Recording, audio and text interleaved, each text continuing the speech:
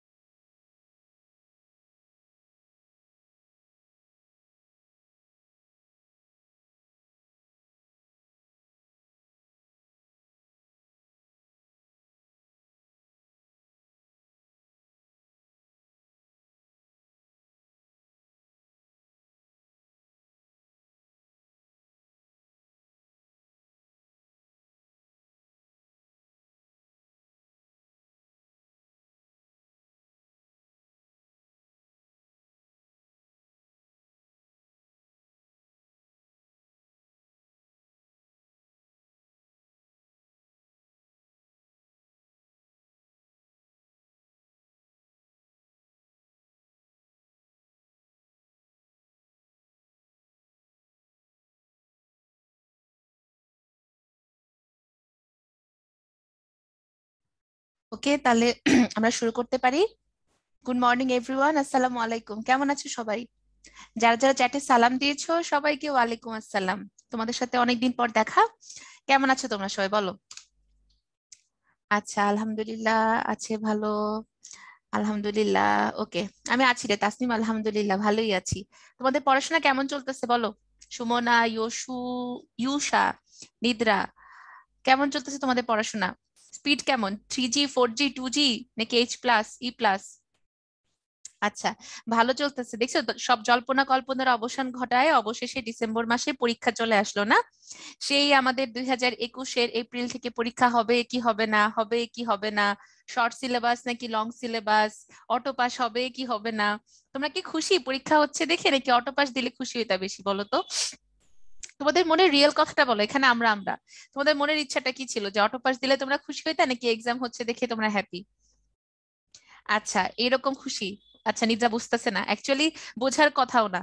কারণ একটা কথা বলে না, তোমরা ভাব সম্প্রসারণেও পড়ছো, নদীর এপার কহে ছাড়িয়া নিঃশ্বাস, ও পারেতে সকল সুখ আমারই বিশ্বাস।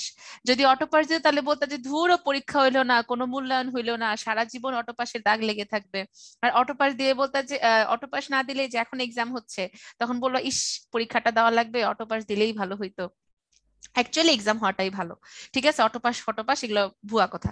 এক্সাম হচ্ছে তোমাদের পড়াটা ভালো মতন রিভিশন হয়ে যাচ্ছে। কারণ এই করোনার টাইমে তোমরা খুব ভালো মতন বুঝতে পারছো যে পরীক্ষা ছাড়া পড়া হয় না। এই যে আমি যে ফাইনাল ইয়ারে উঠলাম, আমাদের মেডিকেলের প্রথম 4টা বছরেই তোমার আইটেম থাকে। আইটেম মানে আইটেম সং না, ডেইলি যে পড়াটা পড়ানো হয় ওইটার উপরে হচ্ছে প্রতিদিন 10 মার্কসের একটা ভাইবা পরীক্ষা হয়। তো আগের 3টা প্রফের সময় আমাদের প্রতিদিন আইটেম থাকতো, প্রতিদিনকার পড়া প্রতিদিন পড়া হয়ে যাইতো। যার কারণে টার্ম পরীক্ষার আগে দেখতাম সব পড়া শেষ। এখন ফাইনাল ইয়ারে কোনো আইটেম নাই, বুঝছো? নিজের দায়িত্বে পড়তে হয়। আমার সবগুলা বই নতুন, জানো। এই যে আমার পরীক্ষা আসতেছে সামনে, এই বড় পরীক্ষার আগের দিন তারপরে কুত্তা পড়া দেওয়া লাগবে। তাহলে পরীক্ষায় আসলেই রাসেল বলেছে ভালো কথা, এক্সাম ইজ বেস্ট, পরীক্ষাই ভালো, দেখবা। পরীক্ষা হলে একটা প্রেসার থাকে, এবং ওই প্রেসারে পড়াটা অন্যরকম হয়। তো যাই হোক, তাহলে এখানে কারা কারা পুরাতন পাপি আছো দেখি, আমার ক্লাস, আমার সাথে আগে ক্লাস কারা কারা করেছো একটু জানাও তো চ্যাটে। নতুন পাপি কারা কারা, তারাও জানাও। হ্যাঁ, এই তো, হ্যাঁ নিদ্রা, তোমার নামটা মনে আছে। পুরাতন পাপি কে কে? সবাই সাড়া দাও। আচ্ছা, রাসেল নতুন পাপি, ওকে। আগে করেছি ক্লাস। আচ্ছা, মনিরুলও নতুন পাপি, আবিদুলও নতুন, তাসনিম পুরাতন, হ্যাঁ। জুই, ভেরি গুড। আচ্ছা ঠিক আছে, সুমনা আজকে ক্লাস করবা, সমস্যা নাই। আচ্ছা ওকে, তানজিলা জারিন পুরাতন পাপি, ঐশী নতুন পাপি। আচ্ছা যাই হোক, আমাদের নতুন পুরাতনের মিলন মেলা হবে, ব্যাপার না, আমরা সবাই মিলে একসাথে ক্লাস করব। সো যারা নতুন বাচ্চা আছো আমার, তাদের উদ্দেশ্যে আমার পরিচয় দিয়ে দিচ্ছি। আমার নাম হচ্ছে সঞ্চারী, সঞ্চিতা বা সঞ্চয়িতা না, ওকে? আর আমি হিন্দুও না, আমি খাঁটি মুসলমান। আমার স্কুল ছিল মণিপুর স্কুল ব্রাঞ্চ 1, কলেজ ছিল হলিক্রস কলেজ, আর আমি বর্তমানে পড়াশোনা করছি মুগদা সরকারি মেডিকেল কলেজে। সরকারি, প্রাইভেট না। আর আমাদের সাথে হচ্ছে আমি আগামী যতক্ষণই তোমাদের সাথে থাকি ভোকালে থাকার চেষ্টা করব। আর আমাদের সাথে কিউএনএ বক্সে আছেন আমাদের প্রিয় রাজু ভাইয়া। রাজু ভাইয়া তোমাদের মনে যত রকম প্রশ্ন থাকবে, যত রকম কোয়েরি থাকবে, সেগুলোর উত্তর করার জন্য কিউএনএ বক্সে আছেন। ঠিক আছে? পুরাতনরা কেন পাপী? আবিদ, নতুন পুরাতন সবাই পাপী, আমরা তো সবাই পাপী বান্দা, আমরা কি কেউ ফেরেশতা বলো? জীবনে কত পাপ করছি না। এটা আসলে নেগেটিভ ওয়ার্ডে বলছি না, তোমাদেরকে আদর করে বলতেছি, এগুলো বুঝে নিতে হবে, আবার মাইন্ড খায়ও না তোমরা। তাহলে যেটা বলতেছিলাম যে আমার সাথে তোমরা ইন্টারঅ্যাক্ট করবা চ্যাটে। আমি তোমাদেরকে কোনো কোয়েশ্চেন করলে ওইটার উত্তর কোথায় দিবা? চ্যাটে দিবা।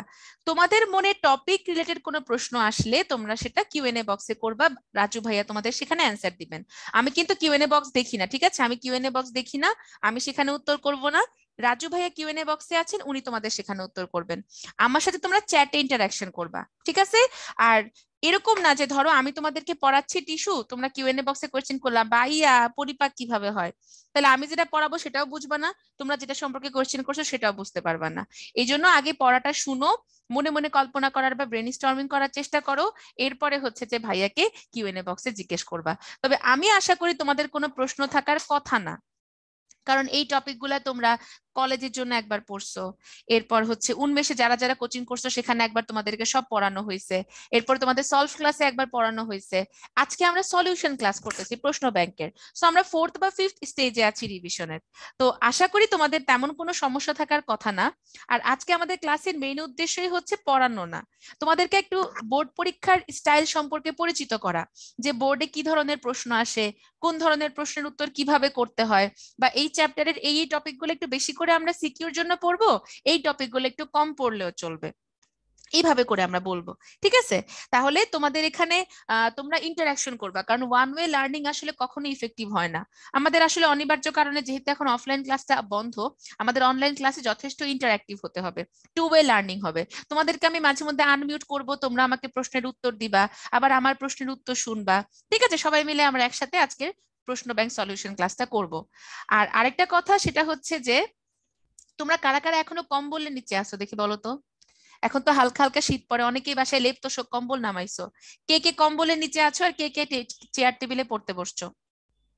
কম্বলে পড়তে বসলে কিন্তু পড়াশোনাও শুয়ে যাবে, এটা কিন্তু মনে রাখো, ঠিক আছে? কারণ এমনিতে অনলাইন ক্লাস খুবই বোরিং, তার উপর দিয়ে হচ্ছে যদি কম্বলের নিচে পড়ো দেখবা 5 মিনিট পর নাই হয়ে গেছো। এই জন্য চেয়ার টেবিলে একটু কষ্ট করে বসো, সামনে হচ্ছে বইটা রাখো আর পাশে একটা ছোট্ট খাতা রাখো, যাতে করে আপু কোন একটা টপিক বলে টুক করে বইটা দাগায় ফেলতে পারো। কারণ এমনিতেই হচ্ছে আমাদের দাগানো পিডিএফ তোমরা পেয়ে যাবা, কিন্তু তারপরেও কিন্তু আপু এমন কিছু কথা বলি যেগুলো সবগুলো লেখা পসিবল না, এই জন্য সেগুলো বইতে বা খাতায় দাগায় ফেলার জন্য চেয়ার টেবিলে বসো, হ্যাঁ? কারণ এখন আমরা কিন্তু we are in the end game now, আমাদের হাতে কিন্তু সময় নাই, আর কয়দিন সময় আছে? আজকে হচ্ছে কত তারিখ? আজকে নভেম্বরের 19 তারিখ, তাহলে আর বেশি সময় আছে বলো? খুনসুটি করার সময় নেই, তাহলে আমরা অ্যাটেনশন দিয়ে ক্লাসটা করব। তাহলে আমরা বিসমিল্লাহির রহমানির রহিম বলে ক্লাসটা শুরু করছি।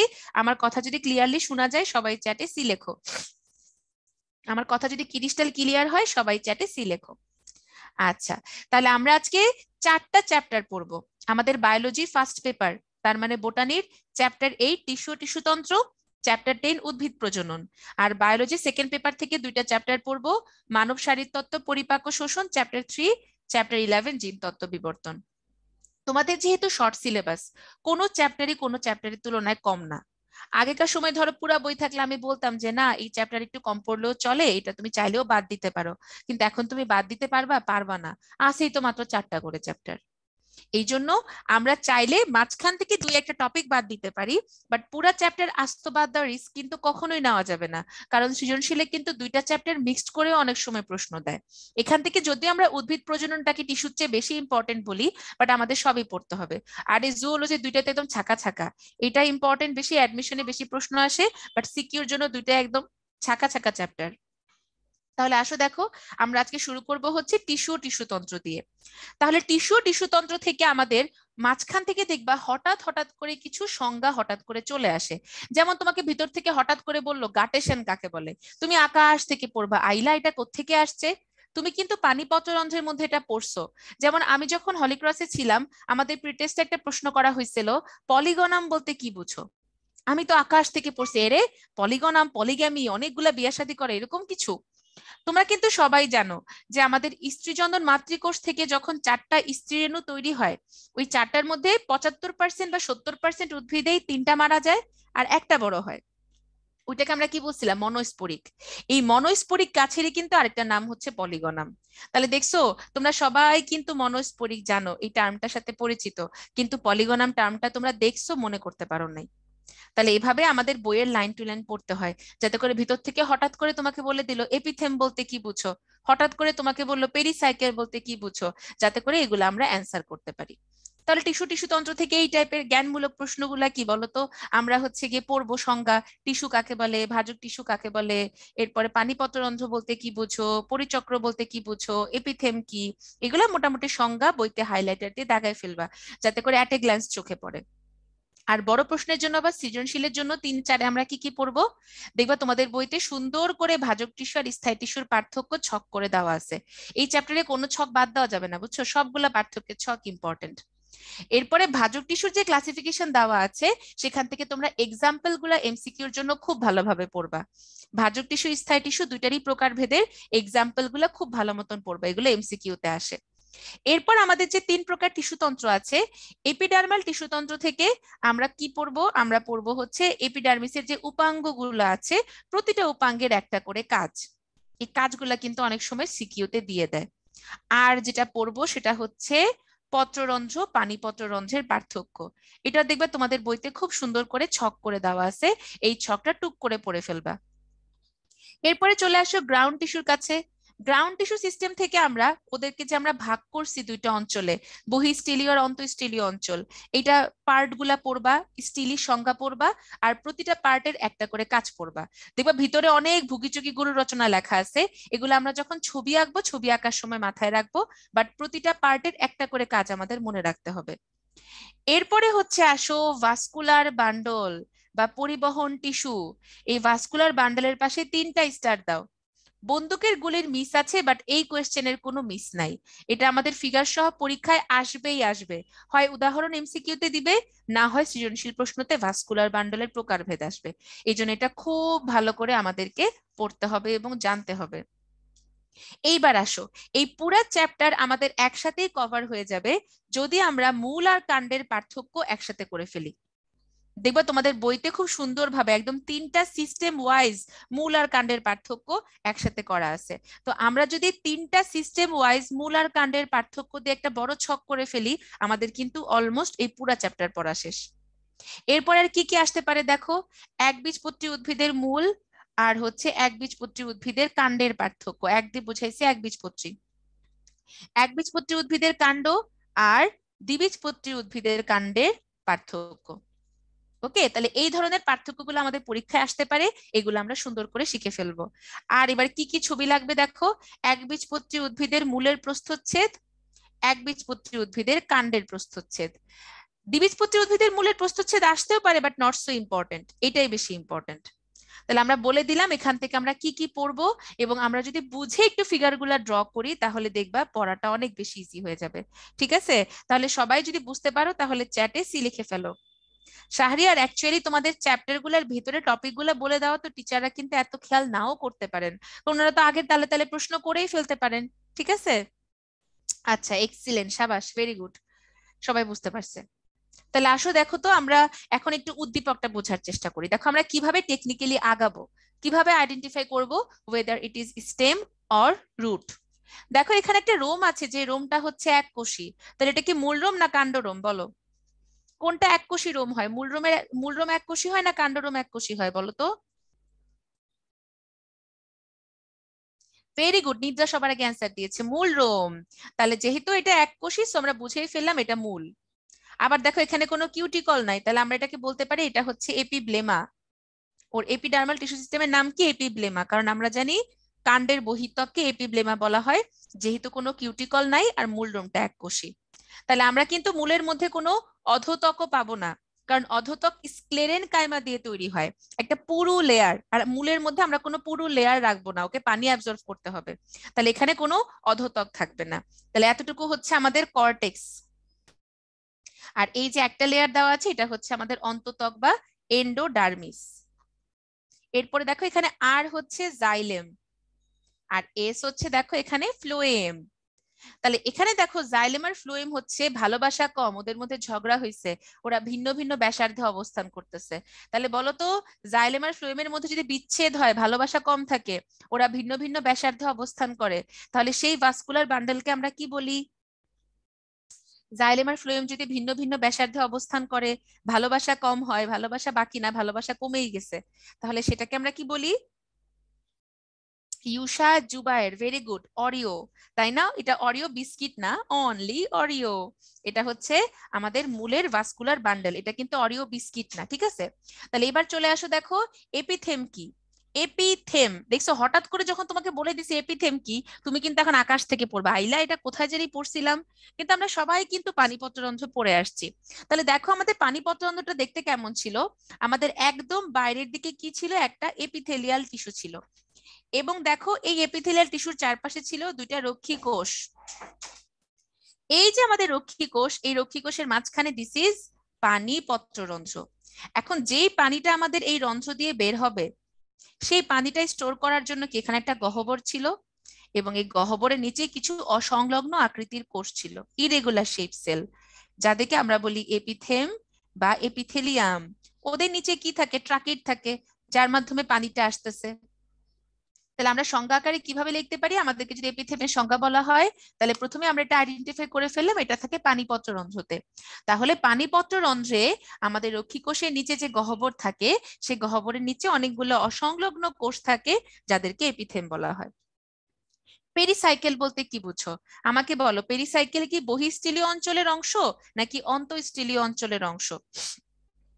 এটা আগে উত্তর করো। পেরিসাইকেল কি বহিঃস্থলীয় অঞ্চলের অংশ নাকি অন্তঃস্থলীয় অঞ্চলের অংশ? ভেরি গুড, অন্তঃস্থলীয়। তাহলে আমরা এই যে তোমার অধোতক, কর্টেক্স আর অন্ততক নিয়ে এতটুকু ছিল বহিঃস্থলীয়, পরিচক্র, মজ্জারশ্মি নিয়ে ছিল অন্তঃস্থলীয়। তোমরা কিন্তু অনেকেই স্টিলি আর অন্তঃস্থলীয় অঞ্চল এই দুইটার মধ্যে গোলমাল করো। অন্তঃস্থলীয় মানে হচ্ছে পরিচক্র, মজ্জারশ্মি, এখানে অন্য কোনো টিস্যুতন্ত্র আসবে না। It is the core classification of ground tissue system. তাহলে এখানে ভাস্কুলার বান্ডল আসবে না, শুধু পরিচক্র, মজ্জারশ্মিকে আমরা বলি অন্তঃস্থলীয় অঞ্চল। আর যখনই আমরা বলবো যে অন্ততকের নিচ থেকে কেন্দ্র পর্যন্ত অংশ, এখানে কিন্তু পরিচক্র, মজ্জাও পড়বে, আবার ভাস্কুলার বান্ডলও পড়বে। তাহলে অন্ততকের নিচে ভাস্কুলার বান্ডল সহ কেন্দ্র পর্যন্ত অংশকে বলা হয় স্টিলি। তাহলে স্টিলির মধ্যে আমার ভাস্কুলার বান্ডল পড়বে, অন্তঃস্থলীয় অঞ্চলের মধ্যে ভাস্কুলার বান্ডল পড়বে না। এটাই হচ্ছে বেসিক ডিফারেন্স। তাহলে দেখো পেরিসাইকেল কোথায় থাকবে? আমাদের অন্ততকের নিচে বৃত্তাকারে যে এক বা একাধিক স্তরে বিশিষ্ট কোষীয় স্তর থাকে ভাস্কুলার বান্ডলের বাইরে, তাকে পেরিসাইকেল বা পরিচক্র বলে। যেহেতু 2 নম্বরের জন্য আসছে, একটু ব্যাখ্যা করে দিবা যে মূলের পরিচক্র এক স্তর বিশিষ্ট, কাণ্ডের পরিচক্র বহু স্তর বিশিষ্ট হতে পারে। উদ্দীপকটিকে একবীজপত্রী মূলে পরিণত করতে করে চিত্রটি সম্পূর্ণ করো এবং অংশগুলো চিহ্নিত করো। এই টাইপের ছবিগুলো যখন পরীক্ষায় আসে, তোমরা একটু নার্ভাস হয়ে যাও, একটু ভয় পাও যে আপু কিভাবে আঁকবো, এত কঠিন ছবি। এই ছবি আঁকার জন্য কোনো ট্রিক্স বা কোনো নিয়ম লাগে না, একদম ইজি। আমরা জাস্ট 3টা যে টিস্যু তন্ত্র বা সিস্টেম আছে, ওই সিস্টেম ওয়াইজ আঁকাবো। দেখো আমি তোমাদেরকে দেখাই দিচ্ছি, তাহলে তোমাদের আঁকাটা সহজ হবে। তাহলে দেখো আমরা প্রথমে আঁকবো এপিডার্মাল টিস্যু সিস্টেম। তাহলে এই যে দেখো আমি এপিডার্মাল টিস্যু সিস্টেম এঁকে দিলাম, একটা রোম দিলাম। এটা তো মূল রোম, আমি কি তাহলে কিউটিকল আঁকবো বলো তো? এই যে আমি যে এপিডার্মাল টিস্যু সিস্টেমটা এঁকে ফেললাম, এপিব্লেমা, এখানে কি আমি কি তোমার কিউটিকল দিব? না, কিউটিকল দিব না। ভেরি গুড, কারণ এখানে কিউটিকল থাকে না। অধোতক দিব? আমরা কিন্তু এখন গ্রাউন্ড টিস্যু সিস্টেম শুরু করে দিছি। তাহলে গ্রাউন্ড টিস্যু সিস্টেমের 2টা ভাগ ছিল, বহিঃস্থলীয় আর অন্তঃস্থলীয় অঞ্চল। তাহলে আমরা কি বহিঃস্থলীয় অঞ্চলে এখানে অধোতক দিব? দিব না, কারণ মূলের মধ্যে অধোতক থাকে না। তাহলে আমরা কর্টেক্স দিয়ে আঁকা শুরু করি। অধোতক নেই যেহেতু, এই জন্য কর্টেক্স গুলো কি হয়? বহু স্তর বিশিষ্ট হয়, বহু স্তর বিশিষ্ট। তাহলে আমরা কর্টেক্স এঁকে ফেললাম।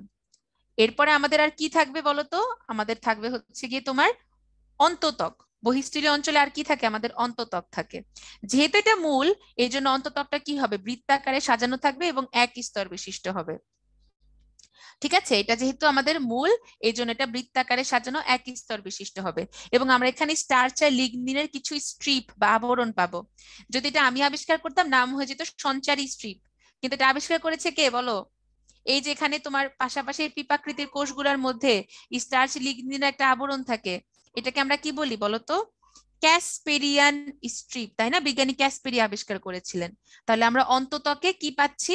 Casparian strip. তাহলে আমাদের বহিঃস্থলীয় অঞ্চল শেষ। এবার চলে আসো অন্তঃস্থলীয় অঞ্চলের কাছে। তাহলে অন্তঃস্থলীয় অঞ্চলের মধ্যে আমরা কি পাবো প্রথমেই? অন্তঃস্থলীয় অঞ্চলের মধ্যে আমরা প্রথমেই পাবো হচ্ছে পরিচক্র।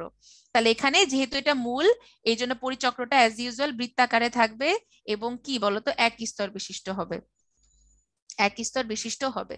আচ্ছা, এবার পরিচক্রের পরে চলে আসলো মজ্জা। তাহলে আমরা কেন্দ্রে মজ্জা এঁকে ফেললাম এবং এই মজ্জাগুলা কি হবে? সূর্যের রশ্মির মতো ছড়াই গেলে ওদেরকে আমরা বলবো হচ্ছে মজ্জা রশ্মি।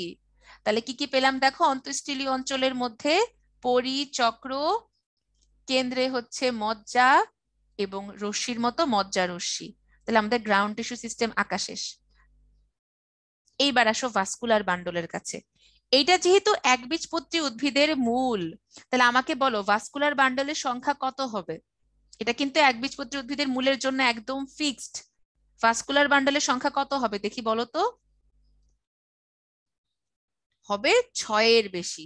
এটা কিন্তু একদম একবীজপত্রী উদ্ভিদের মূলের জন্য ফিক্সড। তুমি যদি 6টাও দাও, টিচার তোমার 2টা ঘোড়ার আন্ডা দিয়ে দিবে। এই জন্য অবশ্যই তোমাকে মিনিমাম 7টা ড্র করতেই হবে। তাহলে দেখো, এই যে আমার যেহেতু মূল, মূল মানেই হচ্ছে এক্সার্ক, আমি মেটাজাইলেমটা কেন্দ্রে দিয়ে 6টা বান্ডেল এঁকে ফেললাম। এরপর প্রোটোজাইলেম পরিধির দিকে দিচ্ছি।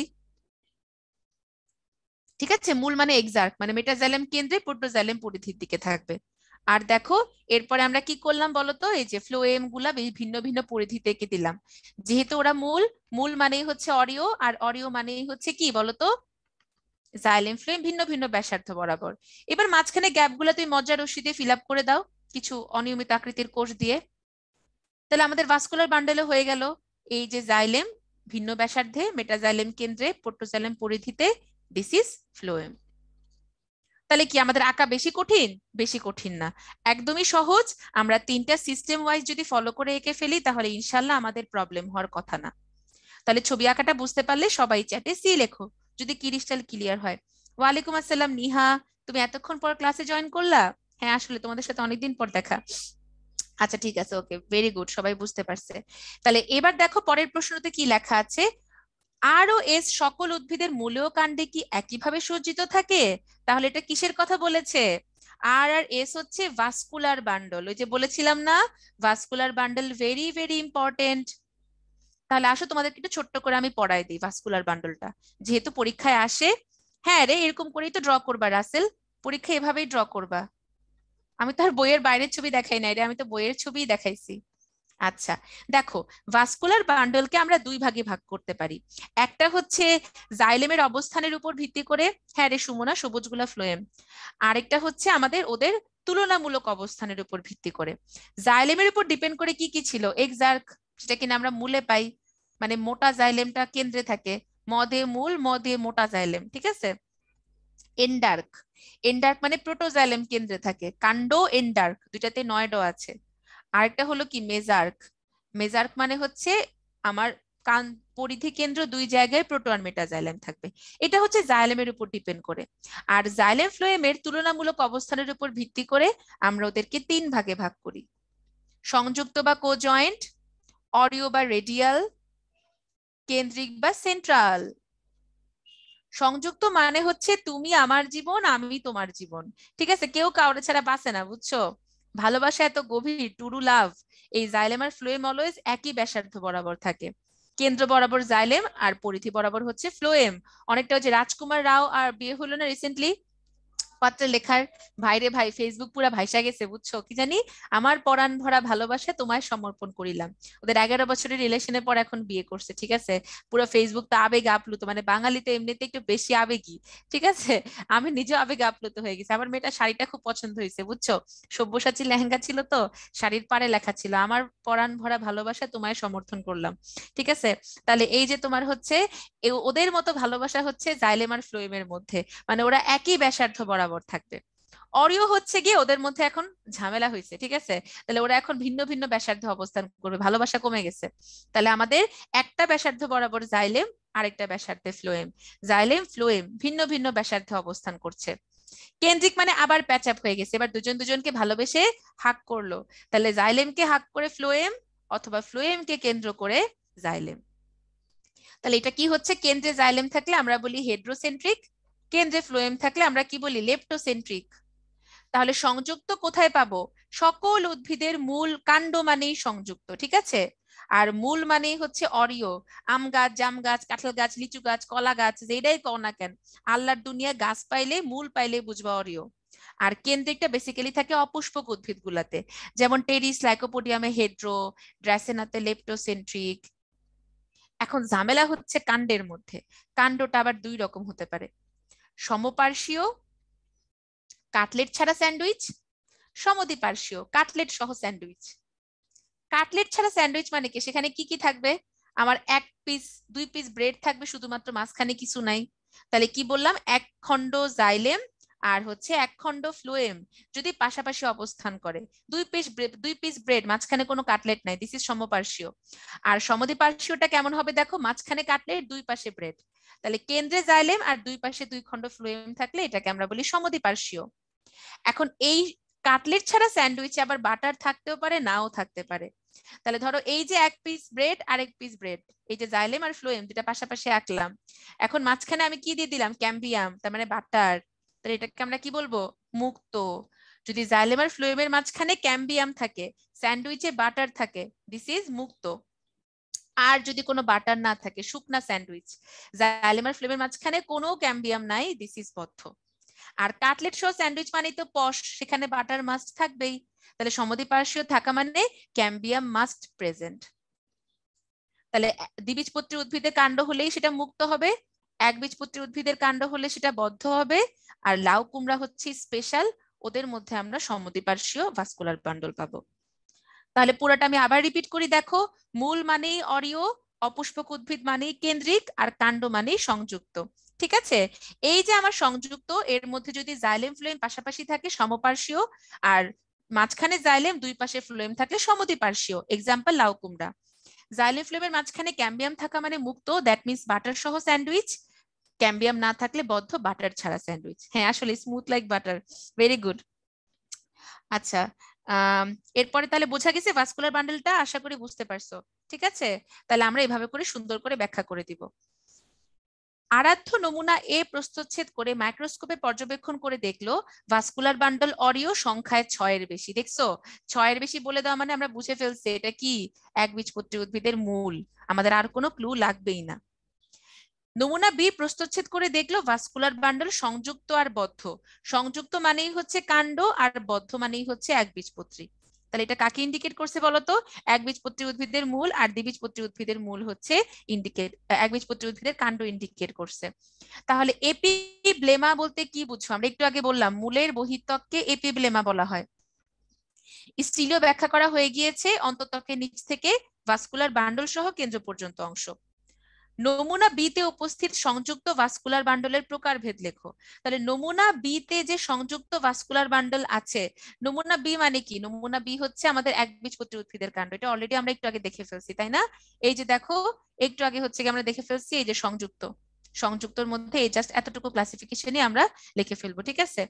নমুনা, আচ্ছা, উদ্দীপকের দুই ধরনের প্রস্থচ্ছেদের মধ্যে কি পার্থক্য আছে বলে তুমি মনে করো, ওই যে একবীজপত্রী উদ্ভিদের মূল আর একবীজপত্রী উদ্ভিদের কাণ্ডের মধ্যে পার্থক্য। তাহলে তোমাদের বইতে খুব সুন্দরভাবে পার্থক্যটা দেওয়া আছে, আমি তোমাদেরকে জাস্ট একটু দেখাই দিই, এই যে দেখো। তাহলে আমরা serial wise, step wise, system wise আগাবো। এটা হচ্ছে আবুল হাসান স্যারের বই, হ্যাঁ একদম লাস্ট পেজে দেখবা আছে। তাহলে মূল মানেই আমার কিউটিকল নাই, এককোষী মূলরোম। কাণ্ড মানে অবভিয়াসলি কিউটিকল থাকে, তবে দ্বিবীজপত্রী উদ্ভিদ হলে আমরা রোম পাইতাম, একবীজপত্রী উদ্ভিদের কাণ্ডে কোনো রোম থাকে না। এরপরে চলে আসো গ্রাউন্ড টিস্যুর কাছে, অবশ্যই অধতক থাকবে না, কাণ্ডে থাকবে। এন্ডোডার্মিস মূলের ক্ষেত্রে বৃত্তাকার, কাণ্ডর ক্ষেত্রে থাকে না, ঠিক আছে, মনে রাখবা। সকল উদ্ভিদের মূল দ্বিবীজপত্রী উদ্ভিদের কাণ্ড, কি বললাম, সকল উদ্ভিদের মূল দ্বিবীজপত্রী উদ্ভিদের কাণ্ড, ওরা হচ্ছে উন্নত, ওদের সব কিছু থাকে। আর সবচেয়ে খ্যাত, ব্যাকডেটেড গরিবস হচ্ছে একবীজপত্রী উদ্ভিদের কাণ্ড, ওদের কিচ্ছু নাই গরিবস, ওদের না আছে অন্ততক, না আছে পরিচক্র, ভাস্কুলার বান্ডেল গুলোরও কোনো স্যাদব্যাদ নাই, এখানে সেখানে ছড়ানো থাকে, সুন্দর করে বৃত্তাকারে থাকে না। তাহলে যেই বৈশিষ্ট্যটাই পড়ো দেখবা একবীজপত্রী দ্বিবীজপত্রী সবগুলারই মূল আর দ্বিবীজপত্রী উদ্ভিদের কাণ্ড, এদের মধ্যে সবকিছু থাকে, ওরা পশ স্মার্ট। আর একবীজপত্রী উদ্ভিদের কাণ্ড হচ্ছে খ্যাত গরিব, কিছু নাই। ঠিক আছে, তাহলে দেখো কি বলা হয়েছে, দেখো আমাদের একবীজপত্রী কাণ্ড মানে এন্ডোডার্মিস নাই, পরিচক্র নাই, কাণ্ড বলতেই ভাস্কুলার বান্ডল সংযুক্ত সমপার্শ্ববদ্ধ, এই যে দেখছো ছড়ানো ছিটানো থাকে।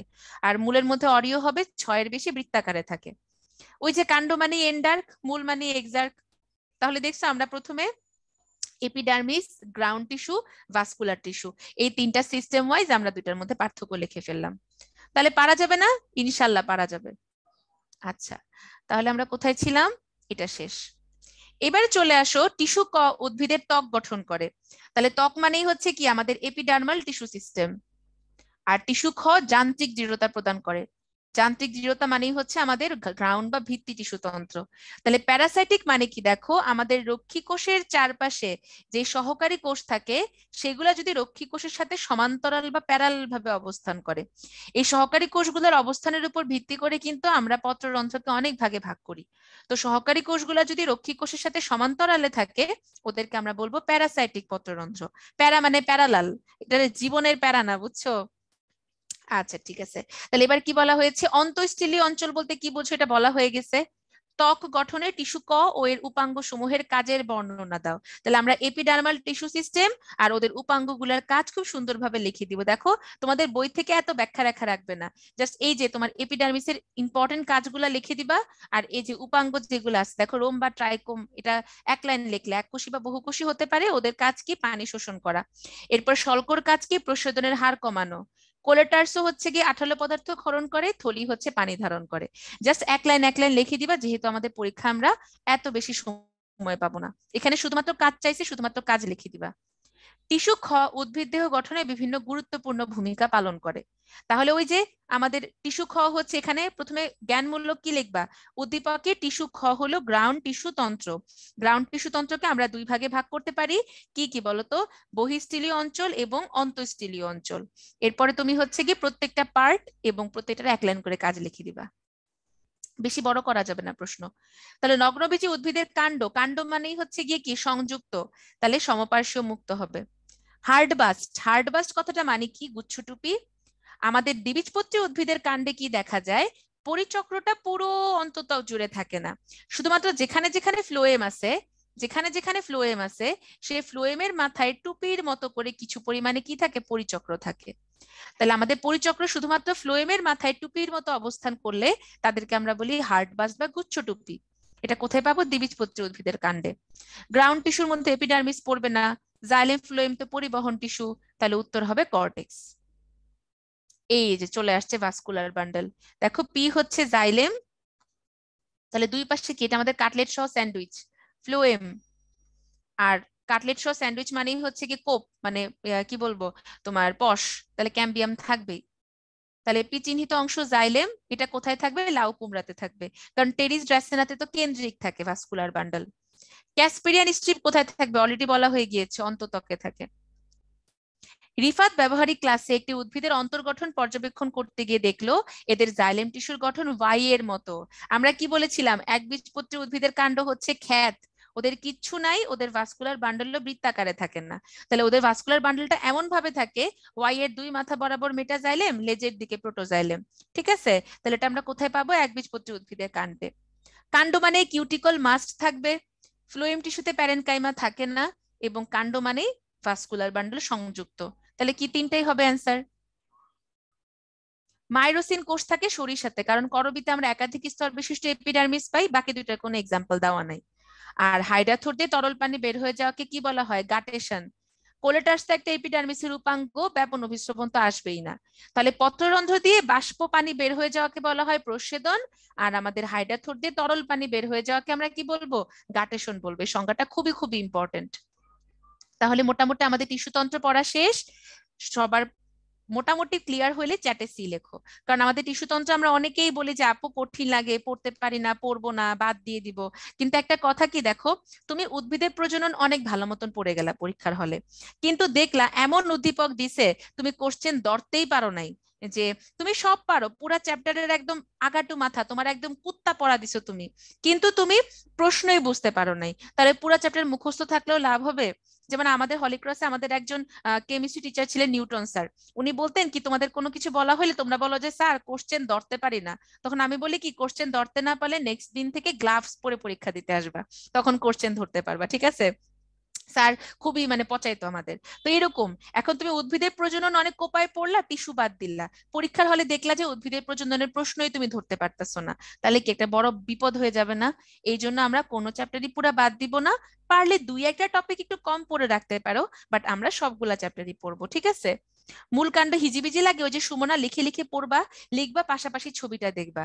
যদি বাসায় একবার ছকগুলা লিখে আর একে প্র্যাকটিস করো, দেখবা আর জীবনেও ভুলবা না।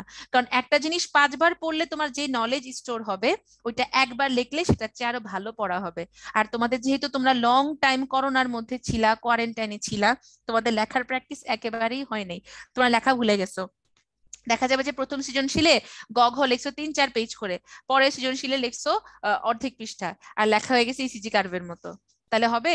হবে না। তাহলে আমাদের একদম শুরু থেকে শেষ পর্যন্ত একটা মানে সমান্তরাল বজায় রাখতে হবে। এই জন্য এখন বেশি বেশি করে লিখে লিখে প্র্যাকটিস করবা, ওকে? আচ্ছা, উদ্ভিদের প্রজনন, এই উদ্ভিদের প্রজনন থেকে আমাদের প্রথমেই যেটা আসবে সেটা হচ্ছে পুং গ্যামিটোফাইটের পরিস্ফুটন। তার মানে আমাদের কিভাবে পরাগধানী থেকে আর কি স্পোরিয়াল কোষ এবং সেখান থেকে পরাগ রেণু তৈরি হচ্ছে, শুক্রাণু তৈরি হচ্ছে, এটা ভালো করে পড়তে হবে। পুং গ্যামিটোফাইট বললে কান টানলেই মাথা আসে, এরপর আমাদের কি পড়তে হবে? স্ত্রী গ্যামিটোফাইটের গঠন। ডিম্বকের গঠনটা দেখে রাখতে পারো, ওটা ছবিটা ভালো করে দেখবা, এগুলো সবগুলোরই কিন্তু ফিগার লাগবে, ঠিক আছে? ডিম্বকের প্রকারভেদটা এমসিকিউর জন্য ইম্পর্টেন্ট, ওখানকার যে এক্সাম্পল গুলো দেওয়া আছে অনেক ছন্দ টন্দ দিয়ে তোমরা মনে রাখো, ওই এক্সাম্পল গুলো খুব ভালো মতন পড়বা, এমসিকিউর জন্য ভেরি ভেরি ইম্পর্টেন্ট। এরপরে পড়তে হবে নিষেক। তোমাদের বইতে একদম নিষেকের হচ্ছে একদম মানে কি বলবো, 4টা পয়েন্ট দিয়ে সুন্দর করে বর্ণনা করে দিছে, এই নিষেকটা খুব ভালো মতন পড়বা। আর লাগবে নিষেকের পরিণতি। এই যে নিষেকের পরিণতির ছক দেওয়া, ছকটা তোমরা পড়বা এমসিকিউর জন্য, আর স্পেশাল 4টার ব্যাখ্যা তোমাদের বইতে দেওয়া আছে, যেমন ডিম্বাণু থেকে ভ্রূণ, গর্ভাশয় থেকে ফল, ডিম্বক থেকে বীজ, আর সেকেন্ডারি নিউক্লিয়াস থেকে শস্য। এই 4টা সিকিউর জন্য পড়বা, আর নিষেকের গুরুত্ব পড়তে হবে, ঠিক আছে? তাহলে নিষেকের পরিণতির বড় ছকটা মানে একদম 3টা স্টার দিবা। বন্দুকের গুলির মিস আছে, বাট এই কোয়েশ্চেনের মিস নাই। এটা এমসিকিউ আর অ্যাডমিশনের জন্য ভেরি ভেরি ভেরি ইম্পর্টেন্ট। তাহলে 4টা পরিণতি পড়বা সিকিউর জন্য, পুরো ছকটা পড়বা এমসিকিউর জন্য। কৃত্রিম প্রজনন যেগুলো আছে, ঠিক আছে, উদ্ভিদের কৃত্রিম প্রজনন, সেখান থেকে অঙ্গজ প্রজনন গুলার জাস্ট নাম পড়ে রাখবা, যে অঙ্গজ প্রজনন কি কি উপায় হতে পারে, কৃত্রিম প্রজনন কি কি উপায় হতে পারে। অঙ্গজ থেকে বিশেষ করে মূল কাণ্ড সাকার এই 3টাই বেশি আসে, বুঝছো? আহ কৃত্রিমটা তেমন আসে না, আসে হচ্ছে গিয়ে তোমার পার্থেনোজেনেসিসের এক্সাম্পল গুলা, ওখান থেকে জ্ঞানমূলকে হঠাৎ হঠাৎ করে দিয়ে দেয়, অ্যাপোস্পোরি কাকে বলে, অ্যাপোগ্যামি কাকে বলে, অ্যাগামোস্পার্মি কাকে বলে। তো দেখবা যে হঠাৎ করে এগুলা না পড়লে আসলে তোমার বলা যায় না। এই জন্য হচ্ছে গিয়ে তোমার ওই পার্থেনোজেনেসিসের যে সংজ্ঞাগুলো আছে, এই সংজ্ঞাগুলো অনুধাবনমূলক বা জ্ঞানমূলক প্রশ্নের জন্য খুব ভালো মতন পড়বা। আর বাকিগুলোর নাম মনে রাখবা, যে কি কি উপায়ে অঙ্গজ প্রজনন হতে পারে, কৃত্রিম অঙ্গজ প্রজনন হতে পারে, ঠিক আছে? আর তোমার লাস্টে মোটামুটি এই তো এগুলাই থাকে। কৃত্রিম অঙ্গজ প্রজননের যে স্টেপটা আছে, যে সংকরায়ন করে, জাস্ট সংকরায়নের পয়েন্ট গুলা দেখে রাখবা, যে উদ্ভিদ নির্বাচন, ইমাস্কুলেশন, ব্যাগিং, ঠিক আছে? ওই যে বললাম সৃজনশীলে তোমার কৃত্রিম প্রজনন থেকে ওই ব্রড হেডিং গুলা পড়বা, সংকরায়ন কিভাবে করা হচ্ছে আর্টিফিশিয়ালি, মেইন পয়েন্ট গুলা পড়ে রাখবা। তাহলে এই ছিল কি আমাদের উদ্ভিদ প্রজনন। তাহলে আসলে আমরা চলে যাই প্রশ্নের কাছে। এক্স হচ্ছে পরাগরেণু, পরাগনালিকা, পুং গ্যামিট, তাহলে বুঝাই যাচ্ছে এটা কাকে ইন্ডিকেট করতেছে? পুং গ্যামিটোফাইটকে।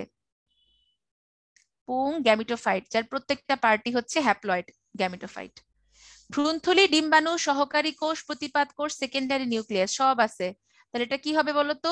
স্ত্রী গ্যামিটোফাইট। এটারও কিন্তু প্রত্যেকটা পার্ট সেকেন্ডারি নিউক্লিয়াস ছাড়া হ্যাপ্লয়েড। আচ্ছা, ডিম্বাণু যন্ত্র কি, এটা কে অ্যান্সার করতে পারবা? একটু হ্যান্ড রেজ করো তো, তোমাদের কাছ থেকে এবার পড়া নেই। ডিম্বাণু যন্ত্র কি, কে বলতে পারবা? একটু হ্যান্ড রেজ করো, সমস্যা নেই, না পারলে আপু ঠিক করে দিব। হ্যান্ড রেজ করো, কে বলতে পারবা? একদম ইজি। আচ্ছা ঠিক আছে, নিদ্রা হ্যান্ড রেজ করেছে। নিদ্রা, তোমাকে পারমিট করা হলো, আনমিউট করে কথা বলো। আপু আসসালামু আলাইকুম। ওয়ালাইকুম আসসালাম। আপু তুমি কোন কলেজে? আমি যশোর থেকে, সরকারি কলেজ যশোর। আচ্ছা, তুমি যশোর থেকে বলছো। দেখছো, এই যে এটাই হচ্ছে অনলাইন ক্লাসের মজা, তাই না? একটা ক্লাসে শুধুমাত্র তো আমরা ঢাকার বাচ্চা, খুলনার বাচ্চা থাকি, কিন্তু আমরা এখন সমগ্র বাংলাদেশ 5 জন পড়তেছি। যশোর থেকে আমার খুব ভালো একটা ফ্রেন্ড আছে আমার মেডিকেলের, বুঝছো? ও হচ্ছে নোয়াপাড়াতে থাকতো, এখন মনে হয় সম্ভবত ওরা নারায়ণগঞ্জে মানে কিশোরগঞ্জে চলে আসছে। আচ্ছা, যাই হোক, নিতা বলো ডিম্বাণু যন্ত্র কি? ডিম্বকের ডিম্বক রন্ধ্রের দিকে যে তিনটা কোষ থাকে, মানে ডিম্বাণু এবং তার সহকারী কোষ, এই তিনটা কোষকে মিলিতভাবে ডিম্বাণু যন্ত্র বা গর্ভযন্ত্র বলে। Very good. দেখো, ও কিন্তু অলমোস্ট সবগুলা পয়েন্ট উল্লেখ করছে। আমাদের ডিম্বকের মধ্যে যে নিউসেলাস কোষগুলো ছিল, সেই নিউসেলাসেরই একটা কোষ বড় হয়ে কি আমাদের ভ্রূণথলি তৈরি করে।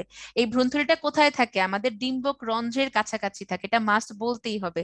ডিম্বক রন্ধ্রের অপোজিট সাইডে না কিন্তু, ডিম্বক রন্ধ্রের কাছাকাছি যে পোলটা থাকে সেখানে আমার 3টা নিউক্লিয়াস থাকবে। একটা ডিম্বাণু, দুই পাশে সহকারী কোষ। আমি মজা করে বলি, সিনেমায় বাংলা নায়িকা আর নায়িকার দুই পাশে বান্ধবী থাকে না, নায়িকাকে খেপায়, ওই দেখ তোকে দেখতেছে। এই নায়িকা ডিম্বাণু, নায়িকার বান্ধবী সহকারী কোষ, এই 3টা নিউক্লিয়াস নিয়ে ডিম্বক রন্ধ্রের কাছাকাছি যে অংশটা থাকে তাকে বলা হয় ডিম্বাণু যন্ত্র। থ্যাংক ইউ সো মাচ নিদ্রা। তাহলে দেখো, আমরা এই পয়েন্টগুলো ভালো করে উল্লেখ করব। স্টক ও সায়ন বলতে কি বুঝো? আচ্ছা ঠিক আছে, এটা আমরা কিভাবে বুঝবো? স্টক আর সায়নটা আমরা বেসিক্যালি পাই হচ্ছে জোড় কলমের বেলায়, এটা হচ্ছে কৃত্রিম অঙ্গজ প্রজনন। তাহলে তুমি প্রথমে কি লিখবা, যে স্টক ও সায়ন পাওয়া যায় কৃত্রিম অঙ্গজ প্রজনন জোড় কলম কারে। ধরো তোমাদের রাজু ভাইয়ার গাছের আম অনেক মিষ্টি, আমার গাছের আম অনেক টক, আমার মনে অনেক দুঃখ। আমি রাজু ভাইয়ের কাছে গিয়ে বললাম, ভাইয়া আপনার গাছের একটা ডাল কি আমাকে দিবেন? ভাই বলে, হ্যাঁ শিওর সঞ্চারে, তুমি নিয়ে যাও এনি টাইম, কোনো সমস্যা নাই। আমি করলাম কি, আমি হচ্ছে কি ভাইয়ার বাসায় গিয়ে বাসায় ভাইয়ার গাছের ডাল থেকে ডাল কেটে নিয়ে আসলাম, এনে আমার গাছের সাথে জোড়া লাগাই দিলাম।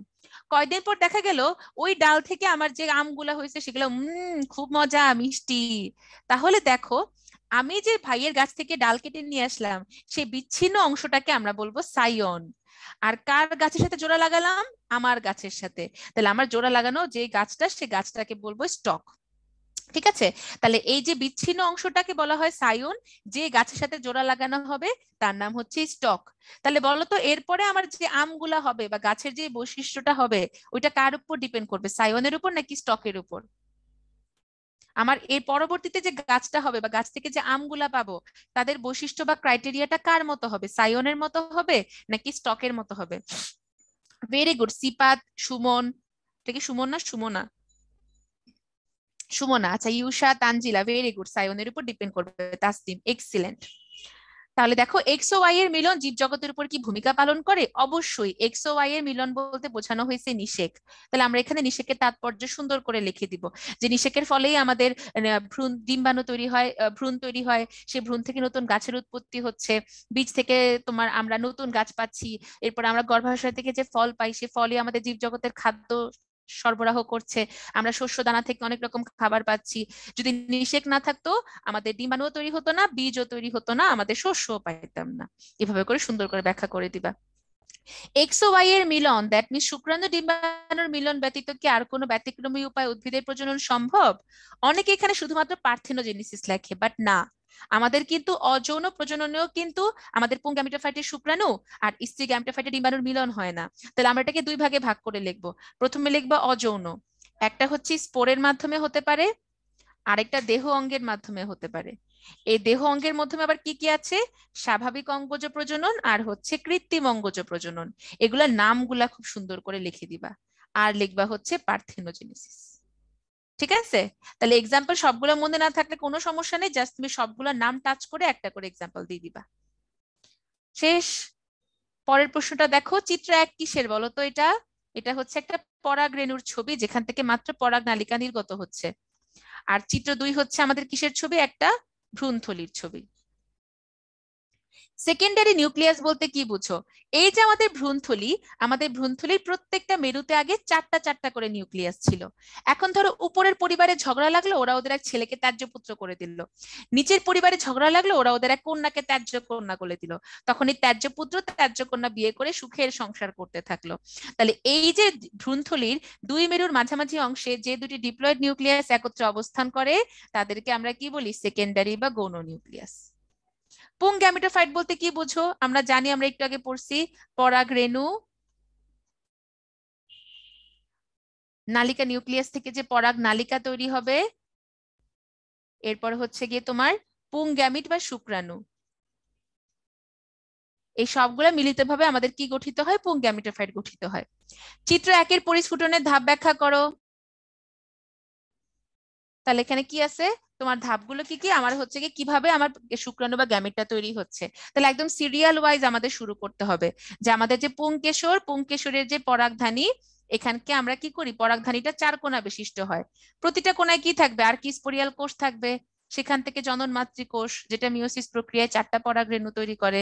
এরপর পরাগরেণুর গঠনগুলো সুন্দর করে লিখে দিবা, একদম শর্টকাটে যতটুকু লেখা যায়, এবং ফিগার মাস্ট তোমাকে আঁকতেই হবে। চিত্র 1 ও 2 উদ্ভিদের যৌন জননের জন্য অপরিহার্য অংশ। কেন? কারণ চিত্র 1 থেকে আমরা কি পাচ্ছি? পরাগরেণু মাইটোসিস করে 2টা শুক্রাণু তৈরি করে। আর চিত্র 2 কি করে? চিত্র 2 থেকে আমরা ডিম্বাণু পাই। তাহলে শুক্রাণু আর ডিম্বাণুর মিলন মানে কি? নিষেক। তাহলে তুমি এখানে নিষেক প্রক্রিয়াটা সুন্দর করে বর্ণনা করে দিবা। বর্ণনা করে নিচে তোমাকে ব্যাখ্যা লিখতে হবে যে যদি চিত্র 1 কিংবা চিত্র 2 থেকে আমরা শুক্রাণু বা ডিম্বাণু না পেতাম, তাহলে কখনোই নিষেক সম্ভব হতো না, উদ্ভিদের যৌন প্রজননও সম্ভব ছিল না। কাজেই বলা যায় চিত্র 1 ও 2 উদ্ভিদের যৌন প্রজননের জন্য অপরিহার্য অংশ। কারণ তোমাকে তো নিষেক করে দেখায়, তোমাকে দেখাইতে হবে যে কোথায় ওরা ইউজ হচ্ছে। ঠিক আছে, এখানে আমাদের ফিগার লাগবে। এবং তোমাদের এই চ্যাপ্টারে যে ফিগার গুলো আছে, স্পেশালি ডিম্বকের একটা ছবি আছে, নিষেকের একটা ছবি আছে, এই ছবিগুলো খুব ভালো মতন দেখে যাবা। কারণ তোমাদের উদ্দীপকে এই ছবিগুলো দিয়ে এবিসিডি দিয়ে দিবে, তারপর প্রশ্ন করবে। আর তোমরা তখন না পাইরা আশে পাশে উপরে নিচে দোস্ত এ কি লিখছে, দোস্ত বি কি লিখছে, আরে আমি তো বি কে ভুলে ডিম্বাণু লিখে ফেলছি, বি কি সেকেন্ডারি নিউক্লিয়াস ছিল, এরকম দেখবা গতে মারা খাইলে ঘতে মারা খাবা। মিলাই নিবা, মিলানো ভালো। চুরি বিদ্যা মহাবিদ্যা, যদি না পড়ো ধরা। ঠিক আছে, তুমি ফ্রেন্ডের সাথে মিলাবা, বাট খুবই টেকনিক্যালি তোমাকে এই ব্যাপারে যথেষ্ট ক্রিয়েটিভ হতে হবে। ঠিক আছে, এখন তুমি যদি কিছুই পড়া না যাও পরীক্ষার হলে, তোমার ফ্রেন্ডকে তুমি জিগাইলা, দোস্ত আহ কি বলে এটাকে, আহ নালিকা নিউক্লিয়াস কাকে বলে দোস্ত? তখন তোমার ফ্রেন্ড তোমাকে বলতেছে যে আমাদের পরাগরেণুর যে নিউক্লিয়াস, সেটা মাইটোসিস করে 2টা নিউক্লিয়াস তৈরি করে, একটা জনন একটা নালিকা নিউক্লিয়াস। তুমি যদি একবার পড়ে আসো, তুমি কিন্তু সংখ্যাটা শুনে বুঝতে পারবা, তোমার মনে পড়বে। আর তুমি যদি জীবনও বই না উল্টাও, কি কইলি দোস্ত, কি কইলি, পরাগরেণু মাইটোসিস করবে কেন, পরাগরেণু তো করবে মিওসিস, এই তুমি শেষ। এই জন্য তোমরা মিলাবা, বাট তোমার নিজের ওই ব্যাপারে কনসেপশন ক্লিয়ার থাকতে হবে। এবং তোমরা জাস্ট চাইলে এগুলা মিলাই নিতে পারো যে এবিসিডি কি বুঝাইছে। কারণ বোর্ডের প্রশ্নগুলো খুবই অস্পষ্ট হয়, ছবি দেখে অনেক সময় বোঝা যায় না কোনটা এ কোনটা বি। এখন বলবা যে আপু আমাদের চোরা চোরা আমি শিখাইতেছে, চুরি করা শিখাইতেছে না, আমি তোমাদের টিপস এন্ড ট্রিক্স দিচ্ছি। ওকে, তাহলে বীজে এরিল নামক তৃতীয় স্তর থাকে কোনটিতে? কে বলতে পারবা এরিল কাকে বলে? হ্যান্ড রেজ করো, দেখি তোমাদের নলেজ কেমন। কিসমে কিতনা হ্যায় দাম, বলো এরিল কাকে বলে, কে বলতে পারবা? খুবই ইজি, কিন্তু হঠাৎ করে বললে আমরা পারি না যে বইয়ের কোন চিপা থেকে এরিল দিছে। কে বলতে পারবা এরিল কাকে বলে? আপু, দ্য লিটল মারমেইডে একটা প্রিন্সেস ছিল, ওর নাম ছিল এরিয়াল। না, এরিল এরিল। হ্যাঁ, কোন উদ্ভিদ থেকে আমরা তো জানি, বাট এরিল জিনিসটা কি কেউ বলতে পারবা? কি ব্যাপার, শুধু নিদ্রাই হ্যান্ড রেজ করে, আর কেউ কি বলতে চাও না? সবাই ঘুমায় গেছো? আচ্ছা ঠিক আছে, নিদ্রা তোমাকেই পারমিট করলাম, বলে ফেলো এরিল কাকে বলে। আসসালামু আলাইকুম। আরে হ্যাঁ, ওয়ালাইকুম আসসালাম। বলো আপু, তুমি একবার শান্তি বর্ষণ করেছো আমার উপর, আর লাগবে না। ফলত্বক এবং বীজত্বকের মাঝে যে ভোজ্য অংশটা থাকে ওইটাকে মূলত এরিয়েল বলা হয়। আচ্ছা, ফলত্বক বীজত্বকের মাঝখানে আমরা এইভাবে বলতে পারি। আবার দেখো, আমাদের নিষেকের সময় কোনটা বীজে পরিণত হয় বলো তো? ডিম্বাণু, গর্ভাশয় না ডিম্বক? ডিম্বক। ডিম্বক। তাহলে সাপোজ এটা ছিল আমাদের কি, সেই ডিম্বক, এটা ছিল আমাদের ভ্রূণথলি। তাহলে আমাদের এই যে তোমার এটার পাশে তো কি গঠিত হয়, এটা ছিল কি আমাদের তোমার ডিম্বক ত্বক, বহিত্বক আর হচ্ছে অন্তত্বক। তাহলে এই যে আমাদের ডিম্বক ত্বক ছিল, এটাই তো আমাদের কি বীজত্বক হয়ে যাবে না? 2টা বীজত্বক, বহিত্বক আর অন্তত্বক। তাহলে এই বহি আর অন্তত্বক ছাড়াও আমাদের তৃতীয় আরেকটা স্তর থাকে, তুমি যেটা বললা ভোজ্য অংশ। এই তৃতীয় স্তরটাকে আমরা কি বলি? এরিল বলি। তাহলে আমরা কোন গাছে পাবো বলো তো এরিল? লিচু, শাপলা। লিচু, শাপলা, কাঠলিচু, জায়ফল। ঠিক আছে, আচ্ছা থ্যাংক ইউ সো মাচ নিদ্রা। সবাইকে অ্যান্সার করতে হবে, না পারলে সমস্যা নেই, আপু বকা দিব না। এরপর আমি কিন্তু র্যান্ডম তোমাদের আনমিউট করাবো, তোমাদেরকে আর জিগাবো না। আচ্ছা, অ্যাপোস্পোরি প্রক্রিয়া উৎপন্ন উদ্ভিদ, অ্যাপোস্পোরি মানে কি দেখো, আমাদের যে তোমার নিউসেলাস টিস্যুটা ছিল ওটা তো ডিপ্লয়েড ছিল। তাহলে আমাদের এই যে তোমার গর্ভাশয়ের যে ডিপ্লয়েড কোষগুলা, সেখান থেকে আমাদের কি একটা তোমার ডিপ্লয়েড ভ্রূণথলি তৈরি হলো, উইদাউট এনি মিওসিস। মাইটোসিস করে কি হলো, একটা ডিপ্লয়েড ভ্রূণথলি গঠিত হলো। তাহলে সেখান থেকে আমার যে ডিম্বাণু তৈরি হবে, সেই ডিম্বাণুটাও ডিপ্লয়েড হবে। তাহলে ও যদি নিষেক ছাড়ে একটা ভ্রূণ তৈরি করে, তাহলে সেটাকে আমরা বলবো অ্যাপোস্পোরি। মোট কথা নর্মালি আমাদের হ্যাপ্লয়েড শুক্রাণু আর হ্যাপ্লয়েড ডিম্বাণু মিলিত হয়ে ডিপ্লয়েড ভ্রূণ তৈরি করে বা জাইগোট তৈরি করে হোয়াটএভার। কিন্তু এখানে আমার কোনো নিষেকই হচ্ছে না, আমার ভ্রূণথলিটাই ডিপ্লয়েড হচ্ছে, মাইটোসিস প্রক্রিয়ায় ডিম্বাণুটাও ডিপ্লয়েড হচ্ছে, ওইটাই মাইটোসিস করে করে আমার জাইগোট বা ভ্রূণ তৈরি করবে। তাহলে ডিপ্লয়েড মানেই ওরা হচ্ছে কি মাতৃ উদ্ভিদের মতো হবে এবং উর্বর হবে। অলওয়েজ মনে রাখবা যে হ্যাপ্লয়েড গুলো অনুর্বর হয়, ডিপ্লয়েড গুলো উর্বর হয়। তাহলে উত্তর কি হবে? 1 ও 2। সরিষা উদ্ভিদের ক্ষেত্রে আমরা জানি গর্ভাশয় অধিগর্ভ, এস্টিভেশন কুইকানশিয়াল, আমরা আগের দিনই পড়ছিলাম কুইকানশিয়ালটা কেমন, ঠিক আছে। আর হচ্ছে গিয়ে ডিম্বক বক্রমুখী, তিনটাই হবে। সরিষা উদ্ভিদের মধ্যে তিনটা, এখানে 7 আর 8 দেখছো মিক্সড করে অ্যান্সার কোশ্চেন করছে, 7 আর 8 মিক্সড করে কোশ্চেন করছে। ভ্রূণথলির অংশ সেকেন্ডারি নিউক্লিয়াস থাকে, নিউসেলাস থাকে না, ডিম্বাণু থাকে। আমরা তো জানি নিউসেলাস থেকেই তো ভ্রূণথলি তৈরি হয়, তাহলে ওটা কি ভ্রূণথলির অংশ হবে? ত্রিমিলন। আচ্ছা, ত্রিমিলন জিনিসটা কি ছিল? আমরা বলেছিলাম যে ধরো এটা হচ্ছে গিয়ে আমাদের নায়িকার বাসা, এই যে দেখো নায়িকা, নায়িকার দুই পাশে বান্ধবী। এখন নায়িকাকে রেস্কিউ করতে কে আসবে? নায়ক আর নায়কের বন্ধু আসবে। তাহলে আমরা কি জানি যে আমাদের যে পরাগরেণু জনন নিউক্লিয়াস ছিল, এটা মায়োটোসিস করে দুইটা তৈরি করে শুক্রাণু, একটা নায়ক, নায়কের বন্ধু। তাহলে একটা শুক্রাণু আর একটা ডিম্বাণু মিলিত হয়ে গিয়ে কি তৈরি করে? আমাদের সিনগ্যামি করে, যার মাধ্যমে জাইগোট হয়। ওই যে নায়কের বন্ধু ছিল আরেকটা শুক্রাণু, এই সেকেন্ডারি নিউক্লিয়াসকে নিষেক করে তৈরি করে ট্রিপ্লয়েড শস্য। তাহলে ত্রিমিলন বলতে অ্যাকচুয়ালি কি বোঝায়? সেকেন্ডারি নিউক্লিয়াসের সাথে একটা শুক্রাণুর মিলন। তাহলে উত্তর কি হবে? গৌণ নিউক্লিয়াস, বাকিগুলো আসবে না। পরাগ তালিকা দেখছো আমাদের ডিম্বক রন্ধ্র দিয়ে প্রবেশ করতে পারে, ত্বক দিয়ে প্রবেশ করতে পারে, মূল দিয়ে প্রবেশ করতে পারে। তাহলে ত্বক মানেই হচ্ছে গিয়ে মেসো, মেসো মানেই স্কিন ইন্ডিকেট করে, মূল মানেই হচ্ছে ক্যালাজো, আর রন্ধ্র মানেই পোর, পোরো। তাহলে দেখো তোমাকে সিরিয়ালটা মেনটেন করতে হবে, ডিম্বক ত্বক দিয়ে মেসোগ্যামি, মূল দিয়ে ক্যালাজোগামী, রন্ধ্র দিয়ে পোরোগামী। দেখছো এই প্রশ্নটা কিন্তু খুবই টেকনিক্যাল, তুমি যদি উল্টাপাল্টা সিরিয়াল করো তাহলে কিন্তু হবে না। আর এন্ডোস্পার্ম থেকে আমরা কি পাচ্ছি? নিঃশেষ হয়ে গেলে অসস্যল বীজ পাই। এই যে ধান, গম, ওরা কিন্তু যখন আস্তে আস্তে বড় হয় গাছটা, ওরা ভ্রূণকে পুষ্টি দিতে দিতে শেষ হয়ে যায় না। এগুলা কিন্তু ফল না, এগুলা কিন্তু শস্য, ধান গম যেগুলো আমরা খাই। আর ছোলা, মটর, শিম এরা হচ্ছে ফল, এদের হচ্ছে গিয়ে তোমার শস্যটা ভ্রূণকে পুষ্টি দিতে দিতে শেষ হয়ে যায়, যার কারণে এদের শস্যটাকে আমরা আর পাই না। তাহলে এন্ডোস্পার্ম বা যেটাকে আমরা বলছি শস্য, এটা যদি নিঃশেষ হয়ে যায় তাহলে যে বীজটা পাবো তাকে আমরা বলি অসস্যল বীজ। শাকার দেখছো কলা পুদিনা হবে, কারণ ডালিয়া কি দিয়ে করে? মূল দিয়ে প্রজনন করে। আর পরাগরেণু নিউক্লিয়াস মাইটোসিস বিভাজনের মাধ্যমে কি তৈরি করবে? নালিকার জনন নিউক্লিয়াস। অপত্য নিউক্লিয়াস বলতে দুনিয়াতে কিছু নাই। তাহলে এই ছিল মোটামুটি কি আমাদের উদ্ভিদের প্রজনন। তাহলে বোঝা গেছে তো না একটু হলেও? উদ্ভিদের প্রজনন আমরা সেই ক্লাস 8 থেকে পড়তেছি, সেম জিনিসগুলা 9-10-এ, সেম জিনিসগুলা ইন্টারে, জাস্ট বাড়তি পার্থেনোজেনেসিস অ্যাড করা হয়েছে। ওকে, তাহলে আমরা ওইগুলা ভালো করে পড়ে ফেলবো। তাহলে তোমাদেরকে একটা ব্রেক দেই, এখন 10টা 52 বাজে, আমরা 5 মিনিট ব্রেকে চলে যাই, 10টা 57-তে শুরু করব। ও 53 বেজে গেছে না? তাহলে 58 দিয়ে দিই।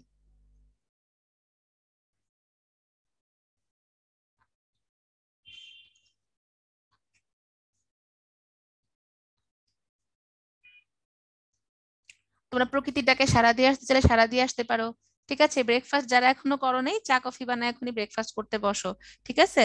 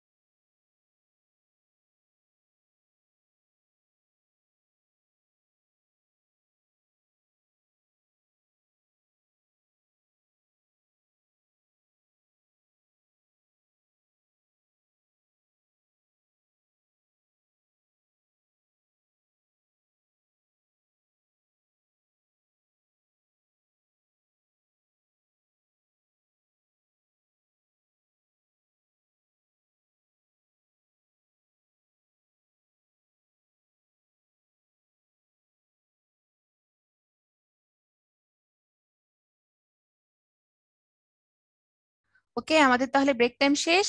আমরা এখন শুরু করব হচ্ছে পরিপাক ও শোষণ। তাহলে এই চ্যাপ্টারটা সম্পর্কে অ্যাকচুয়ালি বলার তেমন কিছু নাই, মানে কোনগুলা পড়বা কি না পড়বা, কারণ সবই ইম্পর্টেন্ট। কারণ পুরো চ্যাপ্টার জুড়েই তো আছে পরিপাক, তাই না? তো আমাদের তো অ্যাকচুয়ালি পরিপাকের সবগুলা বিক্রিয়াই পড়তে হবে। তবে ধরেই যে জিনিসটা আমরা ইজি করার জন্য পড়বো সেটা হচ্ছে আমাদের পরিপাকের যে ছকটা দেওয়া আছে, এনজাইমের একটা বড়সড় ছক দেওয়া আছে না আমাদের বইতে, এই ছকটা পড়ে ফেলবা। এই ছকটা পড়ে ফেলে হবে কি আমাদের একদম পুরা পরিপাকটা পড়া হয়ে যাবে।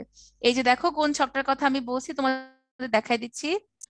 এই যে দেখো এই ছকটা, এই ছকটাতে একসাথে কি দেওয়া হয়েছে আমাদের, একদম তোমার মুখবিবরে পরিপাক, পাকস্থলীতে পরিপাক, এরপর হচ্ছে ক্ষুদ্রান্তে পরিপাক দিয়ে দিছে। তাহলে তোমাদের বইতে আজমল স্যার করছেন কি একই বিক্রিয়াগুলা বারবার বারবার করে লিখছেন, একবার অগ্নাশয় লিখছেন, একবার ক্ষুদ্রান্তে পরিপাকের বেলায় লিখছেন। তো এতবার একই বিক্রিয়া না পড়ে আমরা যদি এই ছকটা খুব সুন্দর করে পড়ে ফেলি, তাহলে দেখবা আমাদের এই পুরা চ্যাপ্টারেরই মোটামুটি বিক্রিয়াগুলো পড়া হয়ে গেছে। ঠিক আছে? আর এখান থেকে দেখবা কিছু এক্সের জিনিসপাতি আছে, যেমন ধরো এই যে প্রোটিন পরিপাককারী অনেকগুলা এনজাইম আছে এখানে, এরপর লাস্টে নিউক্লিক অ্যাসিডের অনেকগুলা পরিপাককারী এনজাইম আছে। এখান থেকে যদি বেশি মনে না থাকে প্রথম 3টা বা 4টা লেখার চেষ্টা করবা আর কি। মানে তোমাকে মেইন মেইন বিক্রিয়াগুলো এখানে রাখতেই হবে, প্রধান প্রধান বিক্রিয়াগুলা যেগুলা। তাহলে আমরা কি করব, ধরেই প্রথমে হচ্ছে গিয়ে এনজাইমের ছকটা পড়বো। এরপরে দ্বিতীয়ত যেটা আমাদের পড়তে হবে, এনজাইমের ছক মানে তো বুঝতেই পারতেছো, মুখবিবর, পাকস্থলী আর ক্ষুদ্রান্ত্র, এই 3 জায়গায় পরিপাক খুব ভালো মতন আমাদেরকে নলেজ রাখতে হবে। এরপরে হচ্ছে কিছু ছোট ছোট সংজ্ঞা আছে, যেমন পেরিস্টালসিস কাকে বলে, এরপর বোলাস কাকে বলে, কাইম কাকে বলে, এরপর হচ্ছে ইমালসিফিকেশন বলতে কি বুঝো, এই জিনিসগুলো একদম মাথায় গেঁথে ফেলতে হবে, যাতে করে হঠাৎ করে আসলে আমরা আকাশ থেকে না পড়ি। এরপরে পড়তে হবে যকৃৎ, 3টা স্টার। যকৃৎকে কেন জৈব রসায়নগার বলা হয়, যকৃতের সঞ্চয় বিপাকীয় ভূমিকা ব্যাখ্যা করো। ওইখানেই মারাত্মক মারাত্মক কিছু প্রশ্ন আছে, ঠিক আছে? যেমন গ্লুকোজ কিভাবে সঞ্চয় বিপাক হচ্ছে, আমিষ কিভাবে সঞ্চয় বিপাক হচ্ছে, হিমোগ্লোবিনের ভাঙন, এগুলো একদম পেট প্রশ্ন। এগুলা তোমাদের আলাদা করেও দিতে পারে, আবার একসাথেও দিয়ে দিতে পারে পুরা বড় প্রশ্নটা, ঠিক আছে? এরপরে আসে হচ্ছে আমাদের অগ্নাশয়। অগ্নাশয় থেকে আমাদের 2 ধরনের অনুধাবনমূলক প্রশ্ন আসে। একটা হচ্ছে অগ্নাশয় একটা মিশ্র গ্রন্থি ব্যাখ্যা করো, আরেকটা আসে অগ্নাশয় রস থেকে, যে অগ্নাশয় থেকে তো আমরা 2 ধরনের রস পাই। একটা হচ্ছে ক্ষারীয় তরল, যেটা আমাদের পাকস্থলীর অম্লীয় খাবারকে ক্ষারীয় পরিবেশে রূপান্তর করে, আরেকটা হচ্ছে পরিপাকের জন্য এনজাইম। তাহলে কোনটা কখন কাজে লাগতেছে, কোনটা কি জিনিস, এখান থেকে মাঝে মধ্যে পরীক্ষায় প্রশ্ন আসে। আর আসবে হচ্ছে অগ্নাশয়ের যে 4টা কোষ আছে অন্তঃক্ষরা গ্রন্থির, ওই 4টা কোষের ক্ষরণ, ভেরি ভেরি ইম্পর্টেন্ট। এরপরে চলে আসো গ্যাস্ট্রিক গ্রন্থির কাছে। গ্যাস্ট্রিক গ্রন্থিতে 3টা স্টার দিবা, ওর 4টা কোষ এবং প্রতিটা কোষের আলাদা আলাদা করে ক্ষরণ, ভেরি ভেরি ইম্পর্টেন্ট, ঠিক আছে? স্নায়ুতন্ত্রটা বেসিক্যালি আসে না, পরীক্ষায় আসে হরমোন, ঠিক আছে? স্পেশালি আমাদের পাকস্থলী থেকে নিঃসৃত যে হরমোন আছে আর আমাদের ডিউডেনাম থেকে নিঃসৃত যে হরমোন আছে, এই হরমোনগুলো বেশি ইম্পর্টেন্ট, ঠিক আছে? এই হরমোনগুলো এবং প্রত্যেকটার কি কাজ, এটা একটু মাথায় রাখার চেষ্টা করবা। এই হরমোনগুলো এবং প্রত্যেকটার কি কাজ একটু মাথায় রাখার চেষ্টা করবা, ঠিক আছে? এরপরে আসে কি, এরপরে চলে আসে হচ্ছে আমাদের বৃহদন্ত্র। বৃহদন্ত্র থেকে বেসিক্যালি ওখানে যে তোমার ইয়া থাকে, কি বলে ওটাকে, গবলেট কোষ থাকে, এটা খুব ভালো মতন মনে রাখবা। তবে খাদ্যবস্তুর শোষণ লাগবে, এই যে বিলাসে যে খাদ্যবস্তুর শোষণ হচ্ছে, এটা কিন্তু মাঝে মধ্যে আমাদের সৃজনশীল পরীক্ষায় দিয়ে দেয়। আর আসবে আমাদের স্থূলতা থেকে বিএমআই। স্থূলতার কারণ প্রতিকার মনের মাধুরী ক্যাটরিনা মিশে লিখতে পারবা, বাট বিএমআই এর ছক তো আর বানাইতে পারবা না, তাই না? এই জন্য বিএমআই সূত্রটা, ওজনকে যে আমরা হাইট স্কোয়ার দিয়ে ভাগ করি, আর হচ্ছে বিএমআই চার্টটা খুব ভালো মতন পড়ে ফেলতে হবে, ঠিক আছে? তাহলে এই টপিকগুলো আমরা পড়লে অলমোস্ট আমাদের সিকিউর সবগুলো টপিকই কিন্তু কভার হয়ে গেল। তাহলে আসো আমরা চলে যাচ্ছি প্রথম প্রশ্নতে। দেখো, ভাত রুটি আলু তার মানে কি, এটা বোঝাইছে কার্বোহাইড্রেট বা শর্করা জাতীয় খাবার, ভেঙে গ্লুকোজ, ফ্রুক্টোজ আর গ্যালাক্টোজে রূপান্তর হলো। মাছ মাংস ডিম তার মানে এখানে বোঝানো হয়েছে আমিষ, এরা কিসে রূপান্তর হলো, অ্যামাইনো অ্যাসিডে। মাখন চর্বি তেল মানে কি লিপিড, এই লিপিড রূপান্তরিত হলো ফ্যাটি অ্যাসিড গ্লিসারলে। তার মানে পরিপাকের পর একদম সরলতম রূপগুলো দেখানো হয়েছে ছকের মধ্যে। পাচক রস কাকে বলে, পাচক রস মানেই হচ্ছে উৎসেচক বা এনজাইম। তাহলে যে সকল রসের উপস্থিতিতে বিভিন্ন জটিল খাদ্যবস্তু বিভিন্ন ক্রিয়া বিক্রিয়ার শেষে দেহের গ্রহণ উপযোগী সরল দ্রবণীয় শোষণযোগ্য অবস্থায় রূপান্তরিত হয়, তাদেরকে আমরা পাচক রস বলি। যকৃৎকে কেন জৈব রাসায়নিক কারখানা বলা হয়, দেখবা তোমাদের বইতে যকৃতের প্রথম প্যারাতে খুব সুন্দরভাবে লেখা আছে যে আমাদের দেহের যত গুরুত্বপূর্ণ ক্রিয়া বিক্রিয়া আছে, সঞ্চয় বিপাকীয় ভূমিকা আছে, তার সবগুলোই অধিকাংশই যকৃতে সংগঠিত হয়। যকৃৎ আমাদের মায়ের মতো, আমাদের মা কি করে, রান্না বান্না করে আমাদের সব ভাই বোনকে খাবার সার্ভ করে, এক্সেস খাবারটা আইদার নিজে খেয়ে ফেলে বা ফ্রিজে রেখে দেয়। আমাদের যকৃৎ করবে কি, পরিপাকের পর সব খাদ্যসারগুলো আমাদের যকৃতের কাছে আসবে, যকৃৎ পুরা বডিতে ইকুয়ালি সেই খাবারগুলো ডিস্ট্রিবিউট করবে, দেন এক্সেস খাবারটা নিজের মধ্যে জমা করে রাখবে। ঠিক আছে? উদ্দীপকের কোন গ্রুপ হতে কিভাবে খাদ্য উপাদান রক্তে প্রবেশ করে? তাহলে আমাদের খাদ্য উপাদান রক্তে কিভাবে প্রবেশ করবে? আমরা কি জানি যে আমার খাবারটা প্রথমে কি আসলো, আমাদের পরিপাক নালীর মধ্য দিয়ে গেল, পাকস্থলী, ক্ষুদ্রান্ত্রে, ডিউডেনাম, জেজুনাম। এই পরিপাক নালীতে আসা মানে কি হচ্ছে, খাবারের পরিপাক হচ্ছে। এবার পরিপাক হওয়ার পর আমার খাবারটা কিন্তু কোথায় আছে, ক্ষুদ্রান্ত্রের লুমেনে আছে। লুমেনে থাকা মানে ক্ষুদ্রান্ত্রের যে নালী, নালীর মধ্যে আছে। এইটা এবার সেই নালী থেকে ক্ষুদ্রান্ত্রের যে এপিথেলিয়াম কোষ, এন্টারোসাইট, সেখানে প্রবেশ করবে। সেই এন্টারোসাইট থেকে আমার খাবারটা কোথায় চলে যাবে, হেপাটিক পোর্টাল শিরা। ঠিক আছে? এই হেপাটিক পোর্টাল শিরার মাধ্যমে আমাদের রক্তে, এবং সেখান থেকে কি করবে বলতো, আমাদের কোষে কোষে আমার এই খাবারটা পৌঁছে যাবে। তাহলে দেখো, আমার খাদ্য উপাদানটাকে যদি ক্ষুদ্রান্ত্রের লুমেন থেকে কোষে পৌঁছাতে হয়, তাহলে তাকে মাস্ট রক্তে প্রবেশ করতেই হবে, এবং এই রক্তে প্রবেশ করার প্রক্রিয়াটাকে আমরা বলি শোষণ বা অ্যাবজর্পশন। তাহলে কিভাবে আমার এই যে ক্ষুদ্রান্ত্রের ভিলাস একক যেটা, সেই ভিলাসের কোষ থেকে আমার খাবারটা পোর্টাল শিরায় প্রবেশ করতেছে, এই প্রক্রিয়াটাই তোমাকে বর্ণনা করতে হবে। ঠিক আছে? তাহলে আসো, তোমরা যারা যারা উন্মেষে ক্লাস করেছো বা যাদের কাছে মেডিট্রিক্স আছে, দেখবা এই শোষণ প্রক্রিয়াটা অনেক সুন্দর করে ফ্লো চার্ট দিয়ে দেওয়া আছে। তারপর আমি তোমাদেরকে একটু বুঝাই দিয়ে আসো। তাহলে প্রথমে আমরা যদি শর্করার কাছে আসি, আমাদের প্রধান উদ্দেশ্য হচ্ছে খাবারটাকে ভিলাসের এপিথেলিয়াম থেকে পোর্টাল শিরায় পাঠাইতে হবে, আইদার শক্তি খরচ করে কিংবা শক্তি ছাড়া। তাহলে আমরা ওদেরকে দুই গ্রুপে ভাগ করব, একটা হচ্ছে গ্লুকোজ আর আরেকটা হচ্ছে গ্যালাক্টোজ।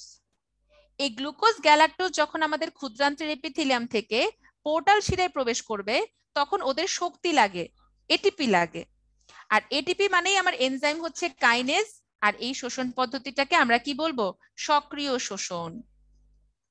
ঠিক আছে? ওরা হচ্ছে কি করবে, পোর্টাল শিরা থেকে যকৃতে, সেখান থেকে ওরা হৃৎপিণ্ডে চলে যাবে বা কোষে কোষে পৌঁছাবে। আর বাকি থাকে হচ্ছে ফ্রুক্টোজ, সুক্রোজ, ল্যাকটোজ। এদের কোনো শক্তি মুক্তি লাগে না, ওরা নিষ্ক্রিয়, তার মানে ব্যাপন পদ্ধতির মাধ্যমে কি করবে, পোর্টাল শিরায় প্রবেশ করবে। 2 নম্বরে চলে আসো আমিষের কাছে। আমিষ মানে কি, অ্যামাইনো অ্যাসিড। আমরা দুই প্রকার অ্যামাইনো অ্যাসিড আমাদের খাবারে পাই, ডি অ্যামাইনো অ্যাসিড আর হচ্ছে এল অ্যামাইনো অ্যাসিড। তাহলে ডি দিয়ে হচ্ছে ডিফিউশন, ডি দিয়ে হচ্ছে ডি অ্যামাইনো অ্যাসিড। তাহলে মনে রাখবা, ওরা ডিফিউশন বা ব্যাপন পদ্ধতিতে পোর্টাল শিরায় প্রবেশ করে। তাহলে আর বাকি থাকে এল, ওদের অবশ্যই শক্তি লাগবে, তাহলে ওরা সক্রিয় শোষণ পদ্ধতিতে প্রবেশ করবে। এইবারে আসো চর্বির কাছে। মোটা মানুষ মানেই ঝামেলা, তাই না? এই যে আমি আমার পছন্দ মতো ড্রেস পরতে পারি না মোটা হওয়ার জন্য, এবং আমরা যে মেডিকেলে পড়তেছি, মেডিসিনের প্রত্যেকটা ডিজিজের 1 নাম্বার রিস্ক ফ্যাক্টর হচ্ছে ওবেসিটি। হাইপারটেনশন বলো, ডায়াবেটিস বলো, এরপর হচ্ছে তোমার হাইপোথাইরয়েডিজম বলো, প্রত্যেকটা রোগেরই 1 নাম্বার কারণ হচ্ছে ওবেসিটি। এই জন্য আসলে শুধুমাত্র স্টাইল করার জন্য না, আমাদের সুস্থ থাকার জন্য কিন্তু বডি ফিট রাখা দরকার। তার মানে তুমি কি এখন কিটো কইরা একদম ক্যাটরিনা কারিনা হয়ে যাবা, ভাতটা বাদ দিয়ে দিবা? না, এই কাজটা কখনোই করবা না, একেবারে কখনোই ভাত বাদ দিবা না। কারণ আমাদের বডিতে কিন্তু শর্করার ডেফিসিয়েন্সিতে সবার প্রথমে এফেক্টেড হয় কিন্তু আমাদের ব্রেইন। এটা আমি সব সময় বলি যে আমাদের ব্রেইনকে এত কষ্ট দিবা না, বেচারা নিউরন শুধু একটু গ্লুকোজ চায়, ওকে একটু গ্লুকোজ দাও। তাহলে আমাদের হচ্ছে এসব কিটো ফিটো না করে, তোমাদের এখন পড়াশোনার বয়স, খালি পড়বার খাবা। ঠিক আছে? এখন বলো আপু আপনি মোটা দেখে আপনি আমাদেরকে ডিমোটিভেট করতেছেন। আর যদি কন্ট্রোল করতে চাও, ধরো দুপুরে 2 প্লেট ভাত না খেয়ে 1 কাপ ভাত আর বেশি বেশি সবজি বা ফিশ বা মিট যেটাই থাকে খাবা। আর রাতের বেলা ধরো অল্প একটু ভাত নিয়ে বেশি বেশি করে চিকেন বা ভেজিটেবল যেটা থাকে খাবা। একেবারেই ভাত বাদ দিয়ে দেওয়া মানে কিন্তু বডির অনেক বড় ক্ষতি করা। আর আমরা যে ভাতের পরিবর্তে রুটি খাই, রুটিতে আরো বেশি ক্যালোরি, দুইটাই তো শর্করা, তাই না? এই জন্য একদম ব্যালেন্সড ডায়েট খেতে হবে। অল্প ভাত খেয়ে তোমরা বেশি বেশি করে সবজি টবজি খাও, ঠিক আছে? বেশি বেশি করে ফ্রুটস খাও, কিন্তু একেবারেই ভাত বাদ দেওয়া যাবে না। আর এক্সারসাইজ করতে হবে মাস্ট। খাবারের চেয়েও কিন্তু বেশি ইফেক্টিভ হচ্ছে এক্সারসাইজ। তুমি ঘুমানোর আগে যদি 30 মিনিট এক্সারসাইজ করো বা ডেইলি একটু হাঁটো, ওটা কিন্তু খাবার কন্ট্রোল করার চেয়ে আমাদের অনেক বেশি কাজে দেয়। তোমাদের এখন পরীক্ষার সামনে, এখন এত স্বাস্থ্য মেনটেনের দরকার নাই, আগে পরীক্ষাটা দাও, ভালো একটা জায়গায় সেটেল হবা, চান্স পাও, তারপরে ধুমায়া এসব করবা। তখন তো আর কাজ নাই, তখন দেখবা 3-4 মাস ছুটি পাচ্ছ, বসে বসে খালি ইউটিউব গুতাবা আর এগুলা দেখবা। আমি যখন মনে আছে আমার মেডিকেলে অ্যাডমিশন টেস্ট পরীক্ষা হয়েছিল 7ই অক্টোবর, আমার রেজাল্ট দিছে 10ই অক্টোবর, আর আমাদের ক্লাস শুরু হয়েছিল জানুয়ারির 10 তারিখে। তো মাঝে আমি মোটামুটি 3 মাস বা 2.5 মাসের মতো লম্বা একটা ছুটি পাইছিলাম। তো ওই ছুটির মধ্যে কি করব না করব চিন্তা করতেছি, ইউটিউবে ভিডিও দেখতাম, 7 দিন রূপচর্চার ভিডিও, এরপরে 7 দিন মেকআপ টিউটোরিয়াল, 7 দিন হচ্ছে বিভিন্ন রকম ডিআইওয়াই ভিডিও, এরপরে কিছুদিন পর্যন্ত দেখছিলাম হচ্ছে গিয়ে কি বলে এই ডায়েট কন্ট্রোলের ভিডিও। আরে দেখায় যে যেটাই খায় বলে চিকন হয়ে যায়, জিরা পানি খাইলে চিকন হয়ে যায়, এটা খাইলে চিকন হয়ে যায়। পরে আলটিমেটলি দেখছি যে লেজার টাইম কাটানোর সবচেয়ে ভালো উপায় হচ্ছে ঘুমানো। এরপরে আমি ঘুমায় ঘুমায় আমার বন্ধ পার করছি। তো তোমরা অনেক সময় পাবা ইনশাল্লাহ, এখন পড়াশোনা করো। তো যেটা বলতেছিলাম যে হচ্ছে আমাদের চর্বির ক্ষেত্রে জিনিসটা কি হয়, ধরো এটা হচ্ছে একটা ভিলাস, আমাদের ক্ষুদ্রান্ত্রের একক, এটা হচ্ছে একটা ভিলাস। তাহলে আমাদের ভিলাসের কি থাকে, আমাদের কলামনার এপিথেলিয়াম থাকে। কি থাকে বলতো? কলামনার এপিথেলিয়াম থাকে। তাহলে এই যে আমাদের কলামনার এপিথেলিয়ামের ভেতরে, মানে এক একটা ভিলাসের ভেতরে কি থাকে, আমাদের হচ্ছে একটা ধমনী থাকে, এই যে ধরো শিরা, মাঝখানে কৌশিক জালিকা থাকবে, ঠিক আছে, এদের মাঝখানে মাঝখানে কি থাকবে, ধমনী যেখানে শেষ হয় শিরা যেখানে শুরু হয়, আর ওদের ফাঁকে থাকবে লসিকা। তাহলে আমাদের ফ্যাটি অ্যাসিড আর গ্লিসারল যখন এপিথেলিয়ামের কাছে আসলো, বললো আমাকে লইবা মাঝি লগে, তখন পোর্টাল শিরা বললো না তোমার নিব না, তুমি মোটা, তুমি পানিতে অদ্রবণীয়, যাও ভাগো। তখন ফ্যাটি অ্যাসিড আর গ্লিসারল বসে বসে কাঁদতেছে। তখন এপিথেলিয়াম বলবে কেদো না আসো, তোমাকে আমি একটা জামা পরাই দিই। ওকে তখন প্রোটিনের একটা জামা পরাই দিবে। তাহলে এই যে আমার ফ্যাটি অ্যাসিড আর গ্লিসারল আবার একত্রিত হয়ে লিপিড হয়ে গেল, ওকে এই এপিথেলিয়ামের প্রোটিনটা ঘিরে যে লিপোপ্রোটিন কণাটা তৈরি করলো, তার নাম হচ্ছে কাইলোমাইক্রন। নাম কি হবে বলতো? কাইলোমাইক্রন। এই কাইলোমাইক্রনটা এবার করবে কি, এক্সোসাইটোসিস। এক্সো মানে বাইরে, সাইটো মানে কোষ, সিস মানে পদ্ধতি। এক্সোসাইটোসিস পদ্ধতিতে এপিথেলিয়ামকে বলবে আচ্ছা চালতা হু দুয়া মে ইয়াদ রাখনা, ও টাটা বাই বাই বলে লসিকা বাহিকাতে প্রবেশ করবে, কারণ ওকে তো পোর্টাল শিরা নেয় নাই। এই লসিকাতে তখন চর্বির পরিমাণ বেড়ে যাওয়াতে ও হয়ে যাবে সাদাটে, নাম হয়ে যাবে ল্যাকটিয়াল। ল্যাকটো মানে দুধ বা সাদা, ঠিক আছে। এই লসিকা বাহিকা দিয়ে পরিবাহিত হতে হতে ও হৃৎপিণ্ডের কাছাকাছি এসে আবার ফ্যাটি অ্যাসিড গ্লিসারল হবে, কিছু পরিমাণে ইউজ হয়ে যাবে, অবশিষ্ট অংশগুলো জমা থাকবে। তাহলে দেখো আমি কি কি বললাম, আমাদের এই যে ফ্যাটি অ্যাসিড আর গ্লিসারল পানিতে অদ্রবণীয় বলে ওরা প্রথমে একত্রিত হয়ে চর্বি কণা তৈরি করবে বা লিপিড তৈরি করবে। এই লিপিডকে এপিথেলিয়াম হচ্ছে লিপোপ্রোটিন নামক একটা কণাতে রূপান্তর করবে, যার নাম কাইলোমাইক্রন। এই কাইলোমাইক্রন এক্সোসাইটোসিস পদ্ধতিতে এপিথেলিয়াম ত্যাগ করে আমাদের লসিকা বাহিকাতে প্রবেশ করবে, এবং লসিকা দিয়ে আকাশে বাতাসে ঘুরে ঘুরে চলে যাবে কার কাছে বলতো, আমাদের রক্তে, এবং সেখান থেকে কোষে কোষে। এই হচ্ছে কি আমাদের চর্বির শ্বসন প্রক্রিয়া। আরো অনেক কিছু হতে পারে, যেমন ধরো পানি শোষিত হবে কিভাবে, অভিস্রবণ বা সক্রিয় পদ্ধতিতে, খনিজ লবণ হবে সক্রিয় শোষণ পদ্ধতিতে, ভিটামিন আছে 2 প্রকার, চর্বিতে দ্রবণীয় গুলাতে শক্তি লাগে, পানিতে দ্রবণীয় গুলাতে শক্তি লাগে না। এগুলো দেখে রাখো, বাট আমি তোমাদের মেইন 3টা বুঝাই দিলাম। এবার আসো, গ্রুপ এক্স থেকে ওয়াইতে পরিবর্তনে এনজাইমের ভূমিকা অপরিহার্য। তাহলে আমাকে এখানে এক্স থেকে ওয়াই বলতে আমাদের প্রধান যে 3টা খাদ্য উপাদান ওদের পরিপাক প্রক্রিয়াটা বোঝানো হয়েছে। তাহলে আমরা কিন্তু বুঝতেই পারতেছি আমাদের এখানে পুরা পরিপাকের বিক্রিয়াগুলো আসবে, মুখগহ্বর, এরপর হচ্ছে গিয়ে তোমার পাকস্থলী, ক্ষুদ্রান্ত্র। এখন পরীক্ষার সময় কি আমরা এত কিছু লেখার সময় পাবো? পরীক্ষার সময় তো এত কিছু লেখার সময় পাবো না। তখন করবা কি, শর্টকাট টেকনিক অ্যাপ্লাই করবা, ইম্পর্টেন্ট গুলা লিখবা। যেমন মুখের মধ্যে 2টা আছে, শর্ট করার দরকার নাই। পাকস্থলীতে 4টা আছে, শর্ট করার দরকার নাই। এই ক্ষুদ্রান্ত্র থেকে ইম্পর্টেন্ট গুলা লেখো, ট্রিপসিন, কাইমোট্রিপসিন, ঠিক আছে। এরপর এখান থেকে লিখতে পারো অ্যামাইনো পেপটাইডেস, যেহেতু পলিপেপটাইডকে ভাঙতেছে। এই যে তোমার এই কার্বক্সি পেপটাইডেস, অ্যামাইনো পেপটাইডেস, এই 4টা লেখো হচ্ছে গিয়ে তোমার অগ্নাশয় রস থেকে। শর্করার 2টাই লেখো, লিপিড থেকে লিখবা শুধুমাত্র লাইপেজ, কারণ এটা যেহেতু ইম্পর্টেন্ট। আন্ত্রিক রস থেকে দেখো এখানে প্রোটিনেরও 1টা, লিপিডেরও 2টা, যদিও লিপিডের 1টা দিলেই হয়।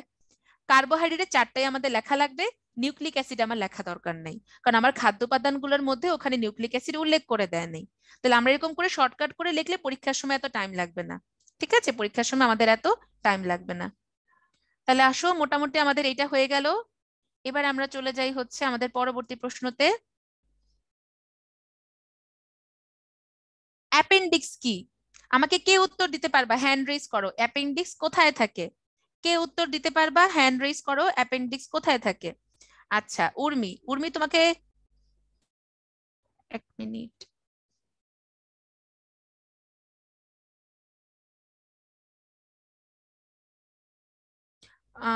হ্যান্ড নামায় ফেলছে।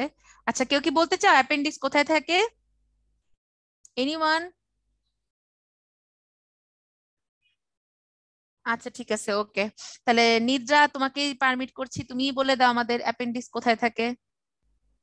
বৃহদন্ত্রের সিকামের সাথে যে উপবৃদ্ধিটা যুক্ত থাকে সেখানে, সেটাই আচ্ছা অ্যাপেন্ডিক্স। ঠিক আছে, ভেরি গুড। তাহলে দেখো ও কিন্তু একদম ক্লিয়ার করে বলে দিছে। আমাকে প্রথমেই হচ্ছে গিয়ে তোমার উল্লেখ করতে হবে কি, যে আমাদের সিকাম থাকে হচ্ছে কোথায়? বৃহদান্ত্রতে। তাহলে আমাদের বৃহদান্ত্রতে যেই সিকাম আছে, সরি হ্যাঁ সিকাম আছে, সে সিকামের সাথে যুক্ত অবস্থায় কে থাকে বলতো? অ্যাপেন্ডিক্স থাকে। পাকস্থলীতে শর্করা জাতীয় খাদ্য পরিপাক হয় না কেন? মনে রাখবা, আমার কোন একটা খাদ্য পরিপাকের জন্য যে এনজাইমটা দরকার, সে এনজাইম একটা নির্দিষ্ট পরিবেশে কাজ করে, হয় অম্লীয় পরিবেশে, না হয় ক্ষারীয় পরিবেশে। এখন শর্করা পরিপাকের জন্য যে এনজাইমগুলো আছে, তাদের জন্য ক্ষারীয় পরিবেশ প্রয়োজন। কিন্তু আমাদের পাকস্থলীতে হাইড্রোক্লোরিক অ্যাসিডের জন্য সেটার পরিবেশ কেমন হবে? অম্লীয় হবে। সো সেই অম্লীয় পরিবেশে কি হবে না বলতো? আমাদের শর্করা জাতীয় খাদ্য পরিপাক হবে না, কারণ শর্করা জাতীয় খাদ্য পরিপাকের এনজাইম গুলো অম্লীয় পরিবেশে কাজ করে না। ঠিক আছে? আচ্ছা তাহলে আমরা ব্যাখ্যা করি। দেখো পি তে কি বলা হয়েছে? পি হচ্ছে পাকস্থলী, আর হচ্ছে আমাদের যকৃৎ, এস হচ্ছে আমাদের পিত্তথলি তার মানে গল ব্লাডার, আর হচ্ছে কিউ হচ্ছে ডিউডেনাম। তাহলে আমরা হচ্ছে গিয়ে টি দিয়ে কি বুঝাইছি? অগ্নাশয়। তাহলে আমাকে প্রশ্নতে বলা হয়েছে আরএসটি কিভাবে খাদ্য পরিপাকে সাহায্য করে। আর হচ্ছে যকৃৎ, এস হচ্ছে পিত্তথলি, টি হচ্ছে অগ্নাশয়। তাহলে আমরা জানি যে আমাদের যকৃৎ থেকে পিত্তরস নিঃসৃত হয়, এটা কিন্তু আমরা অনেকেই ভুল করি। অনেকেই মনে করে যে পিত্তরস মনে হয় পিত্তথলি বানায়, এটা একদম ভুল ধারণা। ঠিক আছে? আমাদের পিত্তরস কে বানাবে? যকৃৎ।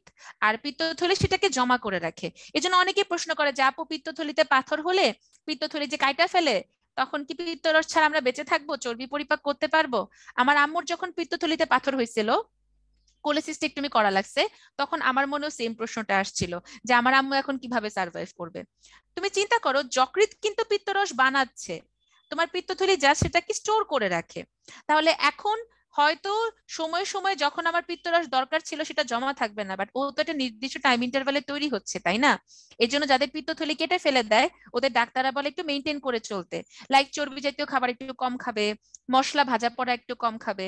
যেমন আমার আম্মুর প্রবলেম যেটা হয়, কালকে রোজা রাখছিলেন আম্মু, ইফতারের পরপরই যখন একটু ভাজা পোড়া বেশি খান আম্মুর, তখনই পেটে কামড়তে বাথরুম হয়। কারণ ওই যে ইফতারে টানা রাখার পরে পিত্ত রস হয়তো জমা ছিল না, কারণ পিত্তথলি নাই। এখন হঠাৎ করে চর্বি বা তেল খাওয়াতে হয়তো লিপিডটা ডাইজেস্ট হইতে পারে নাই, এই জন্য সেটা আনডাইজেস্টেড অবস্থায় বের হয়ে গেছে। তাহলে একেবারেই পিত্তথলি না থাকলে যে তোমার পিত্ত রস থাকবে না, ভুয়া কথা। হয়তো নির্দিষ্ট সময় সময় বা ওরকম সুনিপুণ ভাবে তুমি তোমার পিত্ত রসের কাজটা পাবা না। ঠিক আছে? তাহলে আমার যকৃৎ কি করবে? পিত্তরস তৈরি করবে, এস সেটাকে সঞ্চয় করে রাখবে। আর আমাদের অগ্নাশয় রসের কিন্তু দুইটা তরল থাকে, একটা হচ্ছে কি ক্ষারীয় তরল, যেটা কিনা অম্লীয় পরিবেশকে ক্ষারীয় পরিবেশে আনয়ন করে, আর একটা হচ্ছে পরিপাকের জন্য এনজাইম। তাহলে আমাদের অগ্নাশয় রসের যে এনজাইম গুলো আছে, সেই এনজাইমের বিক্রিয়াগুলো আমরা সুন্দর করে লিখে দিব। তাহলে এরকম আলাদা আলাদা করে 3টা পয়েন্ট করে লিখে ফেলবা। পি ও কিউ থেকে নিঃসৃত হরমোন কি পরিপাকে অবদান রাখে? তাহলে এই প্রশ্নটার আমার জ্ঞান কি হবে? উদ্দীপকের পি অংশটি হলো পাকস্থলী, কিউ অংশটি হলো ক্ষুদ্রান্ত্রের ডিউডেনাম, এটা কিন্তু উল্লেখ করবা, ক্ষুদ্রান্ত্রের ডিউডেনাম। তাহলে পাকস্থলীর পাইলোরাস প্রান্ত থেকে আমাদের যে জি কোষ থাকে, সেখান থেকে নিঃসৃত হয় একটাই হরমোন, যার নাম গ্যাস্ট্রিন। আর ডিউডেনাম থেকে ক্ষরিত হয় কি কি? আমাদের সিক্রেটিন, কোলেসিস্টোকাইনিন, এন্টারোক্রাইনিন আর ডিওক্রাইনিন। মনে রাখবা, এন্টারোকাইনিন কিন্তু বানায় ইলিয়াম, আর এন্টারোক্রাইনিন বানায় হচ্ছে ডিউডেনাম। এই দুটার মধ্যে কিন্তু প্যাচ লাগে, এটা কিন্তু ভুল করা যাবে না। ঠিক আছে?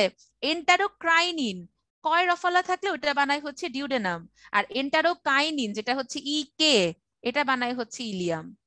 তাহলে তুমি এভাবে নামগুলা লিখে এরপর প্রত্যেকটার প্যারা দিয়ে দিয়ে কাজ লিখে ফেলবা, একদম সুন্দর করে পয়েন্ট করে। ঠিক আছে? তাহলে চিত্রটি হলো, আমরা কিভাবে মনে রাখবো? গ্যাস্ট্রিকের রুগী, তোমার যদি গ্যাস্ট্রিকের প্রবলেম হয়, তুমি ডাক্তারের কাছে গিয়ে কি বলবো? ডাক্তার সাহেব, আমি হচ্ছে গ্যাস্ট্রিকের রুগী। তাহলে এগুলা কিন্তু রুগী না, এগুলা হচ্ছে ভিলাস। তাহলে ভিলাস কোথায় থাকবে? ক্ষুদ্রান্ত্রে। ক্ষুদ্রান্ত্রের কাজ কি? ওরা খাদ্য পরিশোষণ করবে, জমাও রাখে না, অম্লীয় করে না।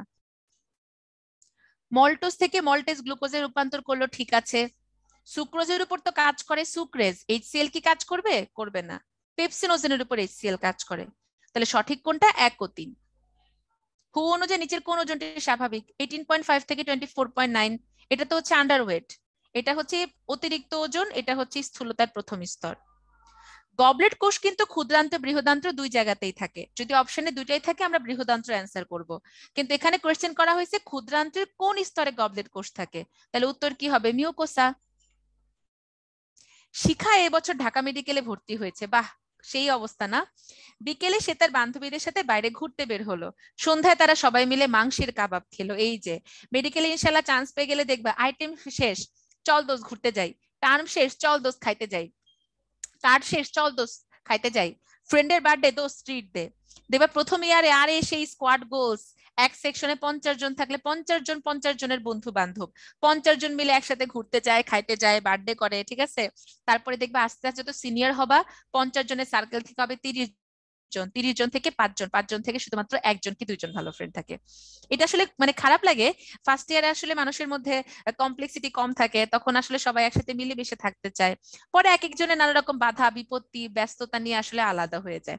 তো ওই ফার্স্ট ইয়ারের লাইফ গুলো আসলে ইনশাল্লাহ তোমরা যদি মেডিকেলে বা যেখানেই পড়ো না কেন, চান্স পাও না কেন, এনজয় করবা। কারণ আমি এখন খুব মিস করি ওই সময়গুলা, ওই টাইমগুলো আসলে অন্যরকম ছিল, বুঝছো?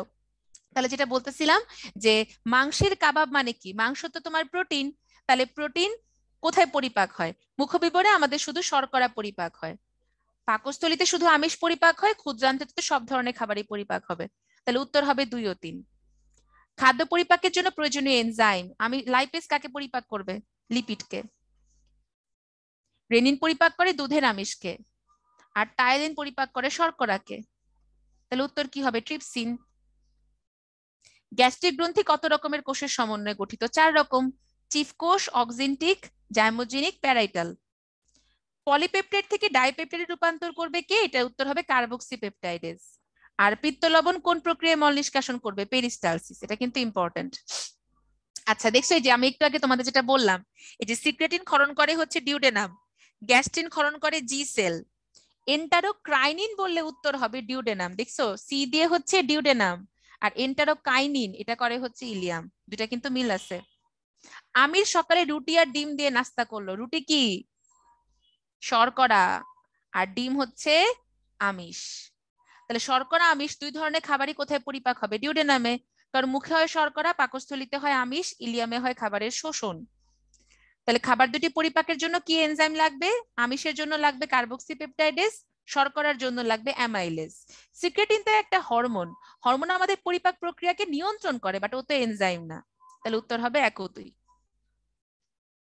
তাহলে পরিপাক মোটামুটি বোঝা গেলে সবাই চ্যাটে সি লেখো। পরিপাক কিন্তু খুবই খুবই গুরুত্বপূর্ণ। অনেকেই বলো যে এত এনজাইমের নাম মনে থাকে না, তাহলে তোমরা একটু মানে বেসিকটা মাথায় রাখবা যে অ্যামাইলো বা টায়ালো এই জাতীয় শব্দগুলা মানেই শর্করা।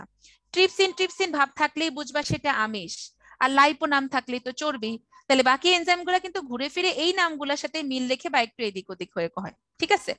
তাহলে জিনতত্ত্ব বিবর্তন থেকে আমাদের প্রথমেই দেখবা কিছু সংজ্ঞা দেওয়া আছে। অ্যালিল কাকে বলে, লোকাস কাকে বলে, এই সংজ্ঞাগুলো 1 আর 2 নম্বরের প্রশ্নের জন্য একদম ছাকা ছাকা ইম্পর্টেন্ট।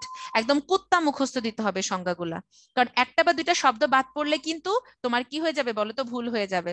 না রে শাহরিয়ার, চ্যাপ্টার স্কিপ করা যাবে না। তোমাদের শর্ট সিলেবাস আর জিনতত্ত্ব খুবই খুবই ইম্পর্টেন্ট, এবং এটা এত মজার চ্যাপ্টার, তুমি অঙ্কতে যেরকম 3-এ 3 4-এ 4 পাও, জিনতত্ত্বে তুমি যদি পুরোপুরি ফুল চেকারবোর্ড করতে পারো তুমি এখানে ফুল মার্কস পাবা। কিন্তু এখানে আবার খাত্র খিলাড়িরও ব্যাপার স্যাপার আছে। ধরো তোমাদের সাথে কাকে কথা বলবো, মিম। ধরো মিম পরীক্ষা দিচ্ছে, নিজে নিজে চেকারবোর্ড মিলাইতেছে, ধরো দ্বৈত প্রচ্ছন্ন এপিস্টেসিসের। হঠাৎ করে তোমার পিছন থেকে ইউসাওকে গুতা দিয়ে বললো, দোস্ত দ্বৈত প্রচ্ছন্ন এপিস্টেসিসে কয়টা মুখ বধির হয়?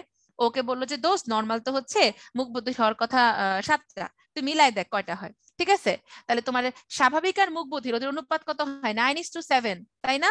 তাহলে তোমার ও ইউসাকে বলে দিয়ে এবার যখন মিলাইতে গেছে দেখে ওরা আর মিলে না, ওর মুখ বধির হওয়ার কথা ছিল 7টা, চলে আসছে 8টা। এখন কিছুতেই ও হচ্ছে মিলাইতে পারতেছে না। এরপরে কি হবে? ওর ওইখানে ধরো 4 চলে গেল। 4 চলে গেল। এরপরে পরের প্রশ্নটা ও এই ভুলে টেনশনে হচ্ছে নার্ভাসনেসে উল্টাপাল্টা করে দিল। তাহলে জিনতত্ত্ব হচ্ছে এরকম অঙ্ক পরীক্ষার মতো, মাথা ঠান্ডা রেখে তুমি নিজে নিজে মিলাবা, ইনশাল্লাহ মিলতে বাধ্য। তোমার অনুপাত মিলবেই, কোনো মানে এদিক ওদিক নাই, অনুপাত তোমাকে মিলতেই হবে। ঠিক আছে? শাহরিয়ার বললাম তো পরিপাকো না রে, কোনো চ্যাপ্টার স্কিপ করবা না। জাস্ট কঠিন লাগলে দুই একটা টপিক বাদ দিতে পারো, বাট পুরো চ্যাপ্টার স্কিপ করা যাবে না। তাহলে এরপরে আমরা কি পড়বো, মেন্ডেলের যে সূত্রগুলো আছে সেখান থেকে আমাদের ব্যতিক্রম গুলা বেশি ইম্পর্টেন্ট। প্রথম আর দ্বিতীয় সূত্রটা পড়বাই, ব্যতিক্রম গুলার মধ্যে সবচেয়ে ইম্পর্টেন্ট হচ্ছে লিথাল জিন। এই লিথাল জিনের সাথে মানুষের অনেক রোগ ব্যাধি সম্পর্ক, তো এই জন্য এটা থেকে প্রশ্ন বেশি আসে। ঠিক আছে? আর হচ্ছে ওখান থেকে পরিপূরক জিন আর এপিস্টাসিসটা টিচাররা বেশি দেয়, স্পেশালি তোমার মুখ বধিরতাটা বেশি দেয়। পলিজেনিক ইনহেরিটেন্স আমি তেমন আসতে দেখি নাই, বাট দেখে রাখবা, আমি ইম্পর্টেন্ট গুলা বলছি। আর সেক্স লিঙ্কড যে ডিসঅর্ডার গুলো আছে সেখান থেকে বর্ণান্ধতার হিমোফিলিয়া বেশি আসে, ডিএমডি কম আসে। ডুশেনি মাস্কুলার ডিস্ট্রফি তেমন দেয় না, বর্ণান্ধতার হিমোফিলিয়াটাই বেশি দেয়। ঠিক আছে? বেশি কিছু লেখা নাই, দরকার নাই, উর্মি জাস্ট চেকার বোর্ডটা দেখবা তাহলেই হবে। লিথাল জিনের জাস্ট ক্রসিংটা দেখবা, আর তেমন কিছু লাগবে না। আর লাস্টে যেটা আছে আমাদের ব্লাড গ্রুপিং, এই ব্লাড গ্রুপিং থেকে আমাদেরকে আরএইচ ফ্যাক্টরের কারণে যে সমস্যাগুলো হচ্ছে, সাপোজ নেগেটিভ যদি পজিটিভকে ব্লাড দেয় কি হবে, মা নেগেটিভ বাবা পজিটিভ হলে জিনিসগুলা কি হয়, এরিথ্রোব্লাস্টোসিস ফিটালিস, এগুলো পরীক্ষায় বেশি আসে। আর কে কাকে রক্ত দিতে পারবে নিতে পারবে, ইউনিভার্সাল ডোনার রিসিভার, এগুলো তো আমরা এমনিতেই পারি। বিবর্তন থেকে আমরা ল্যামার্কের মতবাদ সমালোচনা, ডারউইনের মতবাদ সমালোচনা, দুইটার মধ্যে পার্থক্য, এটা মাস্ট দেখতেই হবে। ল্যামার্ক ডারউইন দুইটার পার্থক্য। আর পিছনের দিকে কিছু প্রশ্ন আসে, যেমন নিষ্ক্রিয় অঙ্গগুলোর নাম আসে, এরপরে হচ্ছে তোমার সমবৃত্তীয় আর সমসংস্থ অঙ্গ যেগুলো আছে ওদের মধ্যে পার্থক্য আসে। ঠিক আছে? এগুলা কিছু ছোটখাটো প্রশ্ন আছে, এগুলো একটু দেখে নিবা। তাহলে আসো আমরা একটু দেখে ফেলি মেন্ডেলে কি বলেছে। নার্সারিতে একটি নির্দিষ্ট প্রজাতির সাদা ফুলযুক্ত দুটি গাছের মধ্যে ক্রস করে F1 জনিত সবগুলা বেগুনি ফুল পাওয়া গেল। এই যে দেখছো, এই জন্য আমি তোমাদেরকে বলি উদাহরণ মুখস্থ করো, উদাহরণ মুখস্থ করো। দেখছো এক্সাম্পল কিন্তু একটুও চেঞ্জ করে না। মেন্ডেলের প্রথম সূত্র আমরা করছিলাম গিনিপিগ দিয়ে, অসম্পূর্ণ প্রকটতা ছিল সন্ধ্যামালতী, সমপ্রকটতা আন্দালুসিয়ান মুরগি, লিথাল জিন হচ্ছে ইঁদুর। এই যে এক্সাম্পল গুলো এগুলা কিন্তু ফিক্সড, এবং পরীক্ষায় এই এক্সাম্পল গুলা দিয়ে প্রশ্ন করে, এই জন্য উদাহরণ ঠাড়ায় মুখস্থ করে ফেলবা, তাহলে তোমার বান্ধবীর সাথে মিলাইতে হবে না। ঠিক আছে? তুমি নিজে নিজে উদাহরণ দেখে বুঝবা এটা কোন সূত্রকে ইন্ডিকেট করছে। আবার এই যে দেখো আমরা সাদা ফুল থেকে বেগুনি ফুল দেখে বুঝতেছি এটা মিষ্টি মটর উদ্ভিদে হয়, এবং it is the example of পরিপূরক জিন। আবার এখানে যদি তোমার লেঘর্ন ওয়াইনডট মুরগি বলতো দেখে বুঝতাম প্রকট এপিস্টেসিস, মুখ বধিরতা দেখে বুঝতাম দ্বৈত প্রচ্ছন্ন এপিস্টেসিস। এই জন্য আমাদেরকে উদাহরণগুলা খুব ভালো মতন মনে রাখতে হবে। তাহলে F1 জনুর মধ্যে ক্রস করার পরে আমরা F2 জনু পেলাম। তাহলে F2 জনুতে আমার কি হবে, বেগুনি ফুল হবে 9টা, সাদা ফুল হবে 7টা। ঠিক আছে? তাহলে পরিপূরক জিনের কনসেপ্টটা অ্যাকচুয়ালি কি ছিল দেখো, পরিপূরক জিনের কনসেপ্টটা তোমার ছিল হচ্ছে, আমরা নর্মালি জানি যে হচ্ছে আমাদের একটা বৈশিষ্ট্যের জন্য এক জোড়া জিন নর্মালি দায়ী থাকে। যদি এমন হয় যে সাপোজ এই যে দুইটা ভিন্ন লোকাস, এই দুইটা ভিন্ন লোকাসের দুইটা ভিন্ন প্রকট জিন মিলে আমার একটা বৈশিষ্ট্যকে প্রকাশ করে, তাহলে এ আর বি এই দুইটা প্রকট লিথাল জিন যখন একসাথে হয়ে যাবে তখন ফুলের কালার হবে বেগুনি, আর যে কোনো একটা প্রকট কালার অ্যাবসেন্ট থাকলে সেটার কালার হবে সাদা। এটাই বোঝানো হয়েছে। ঠিক আছে? তার মানে কোন একটা বৈশিষ্ট্য প্রকাশের জন্য যদি দুইটা ভিন্ন লোকাসেরই প্রকট জিন দায়ী থাকে তখন নতুন বৈশিষ্ট্য বেগুনি তৈরি হয়, আর যদি যে কোনো একটা প্রকট জিন অ্যাবসেন্ট থাকে তাহলে সেটার কালার হয় সাদা। তাহলে কিসের ভিত্তিতে মানুষের রক্তকে পজিটিভ নেগেটিভ ভাগ করা হয়েছে? আমরা জানি আরএইচ ফ্যাক্টরের ভিত্তিতে। ক্রিস ক্রস ইনহেরিটেন্স বলতে কি বুঝো? আচ্ছা, ধরো আমার বাবা হচ্ছে বর্ণান্ধ, মা হচ্ছে সুস্থ, তাহলে দেখো এই মেয়েটা হবে বাহক, এই মেয়েটাও সুস্থ কিন্তু বাহক, ছেলে দুইটাই কিন্তু সুস্থ হবে। তাহলে দেখছো বাবার কাছ থেকে কিন্তু ছেলেমেয়ের কোনো সমস্যা হয়নি, মাগার এই বাহক মেয়েটা যখন আবার একটা সুস্থ ছেলেকে বিয়ে করবে তখন কি হবে দেখো, এই অর্ধেক ছেলে মেয়ে ভালো, অর্ধেক মেয়ে ক্যারিয়ার, একটা ছেলে কিন্তু বর্ণান্ধ হয়ে গেল। তাহলে খেয়াল করছো, বাবা বর্ণান্ধ হলে কিন্তু ছেলে মেয়ের কোনো সমস্যা হয় না, কিন্তু মেয়ের মাধ্যমে পুত্র নাতির মধ্যে কিন্তু সেই বর্ণান্ধতা চলে আসছে। তাহলে এই জন্যই সেক্স লিঙ্কড ডিসঅর্ডার গুলাকে আমরা বলি নানা নাতি বা মামা ভাগ্নে রোগ। ঠিক আছে, তাহলে আমরা কি বললাম যে হচ্ছে গিয়ে তোমার নানা নাতি বা মামা ভাগ্নে রোগ বলা হয়, কারণ আমার নানার কাছ থেকে ছেলেমেয়ের হচ্ছে না, বাট আমাদের নাতি নাতনিদের কিন্তু রোগটা হচ্ছে, স্পেশালি নাতিদের হচ্ছে। ঠিক আছে, তাহলে হচ্ছে গিয়ে এগুলাই হচ্ছে গিয়ে কি আমাদের ক্রিস ক্রস ইনহেরিটেন্স। F2 জনুতে কি ফলাফল আসতে পারে, জিনতাত্ত্বিক ব্যাখ্যা দাও। তাহলে আমরা কি করব, তোমার হচ্ছে গিয়ে F2 জনুতে যেহেতু শুধুমাত্র F2 জনুর কথা বলছে, আমরা তাহলে F1 সহ F2 দুটাই ক্রস করে দেখাবো। ঠিক আছে, F1 এ সবগুলোই বেগুনি ফুল হবে, আর F2 তে কি হবে, আমার বেগুনি আর সাদা ফুলের অনুপাত হবে 9:7। তাহলে ওভাবে ক্রস করে দেখাবা। F1 জনুতে তুমি ধরবা একটা হচ্ছে AABB, আরেকটা হচ্ছে AABB, দুইটাই কিন্তু সাদা কালার, দুইটা মিলে আমার প্রথম জনুক্রমে কি আসবে, AABB, বেগুনি ফুল। এরপরে তুমি এরকম দুইটার মধ্যে আবার ক্রস করবা।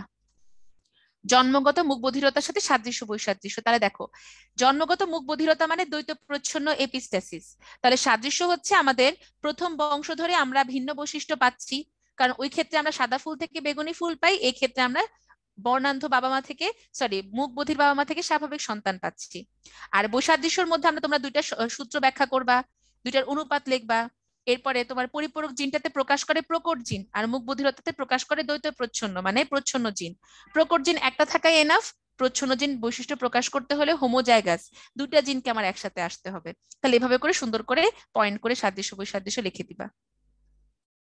এবার দেখো, একজন হিমোফিলিয়ায় আক্রান্ত পুরুষের সাথে স্বাভাবিক একজন মহিলার বিয়ে হলো, তাহলে বিষয়টা কেমন হলো, হিমোফিলিয়া আক্রান্ত পুরুষ, তাহলে আমি ধরে নিলাম এই যে ইনি হচ্ছে হিমোফিলিয়া আক্রান্ত, H মানে হিমোফিলিয়া, একটা স্বাভাবিক মহিলার বিয়ে হলো। তাহলে দেখো এই মেয়েটা হয়ে গেছে বাহক, এই মেয়েটাও বাহক, ছেলে দুইটাই হচ্ছে সুস্থ। তাহলে দেখছো বাবাদের কাছ থেকে কিন্তু ছেলে মেয়ে কেউ আক্রান্ত হবে না, বাবাদের কাছ থেকে জাস্ট মেয়েরা বাহক হয়, বাট ছেলে মেয়েরা কিন্তু কেউই আক্রান্ত হবে না। দেখা গেল তাদের সন্তানদের কারো হিমোফিলিয়া হলো না, সবাই সুস্থ। বাহক মানে তো জাস্ট জিন থাকবে, কোনো সিমটম থাকবে না। কিন্তু পরবর্তী বংশধরে কারো কারো হিমোফিলিয়া হলো, তাহলে পরবর্তী বংশধরে কখন হিমোফিলিয়া হবে, এই যে আমি যে একটা বাহক মেয়ে পাইছি, এই বাহক মেয়ের সাথে আমি যদি একটা সুস্থ ছেলেরও বিয়ে দেই, দেখো বাবার কাছ থেকে কিন্তু কেউ পায় নাই, কিন্তু এবার মায়ের কাছ থেকে কি হবে, মেয়েরা বাহক হচ্ছে, এই দেখছো একটা ছেলে কিন্তু এবার অসুস্থ হয়ে গেল, এই ছেলেটাও সুস্থ, সরি সরি এটা তো XHX হবে, XHS XHY XXXY। তাহলে দেখো এখানে কি হলো, আমার কিন্তু একটা ছেলে কিন্তু অসুস্থ হয়ে গেছে। ওকে, তাহলে RH ফ্যাক্টর কি, আমরা রেসাস বানরের রক্ত যখন খরগোশের শরীরে প্রবেশ করালাম, তখন আমরা রেসাস বানরের একটা বিশেষ অ্যান্টিজেন পেয়েছিলাম, ওই সেম অ্যান্টিজেনটা আমাদের লোহিত রক্তকণিকার কোষ ঝিল্লি পাওয়া যায় দেখে রেসাস বানরের নাম অনুসারে এটাকে আমরা বলি RH ফ্যাক্টর। সমসংস্থা সমবৃত্তীয় অঙ্গের পার্থক্য দেখাও। সমসংস্থা অঙ্গ মানে ওদের গঠন আর কাজ দুইটাই একই, উৎপত্তিগতভাবে ওরা সেম। আর সমবৃত্তীয় অঙ্গ মানে ওদের গঠন ভিন্ন, দেখতে আলাদা, কিন্তু ওদের কাজ একই। তাহলে তুমি সংজ্ঞা দিবা, উদাহরণ দিবা, কাজ ব্যাখ্যা করে দিবা। F2 জনুতে শতকরা কতজন হিমোফিলিয়া হয়েছিল, চেকার বোর্ডের মাধ্যমে দেখো, এই যে দেখছো শতকরা 25% কি হয়েছে, হিমোফিলিয়া হয়েছে। 25% ছেলে সুস্থ, আর বাকি 25% মেয়ে বাহক, 25% মেয়ে সুস্থ।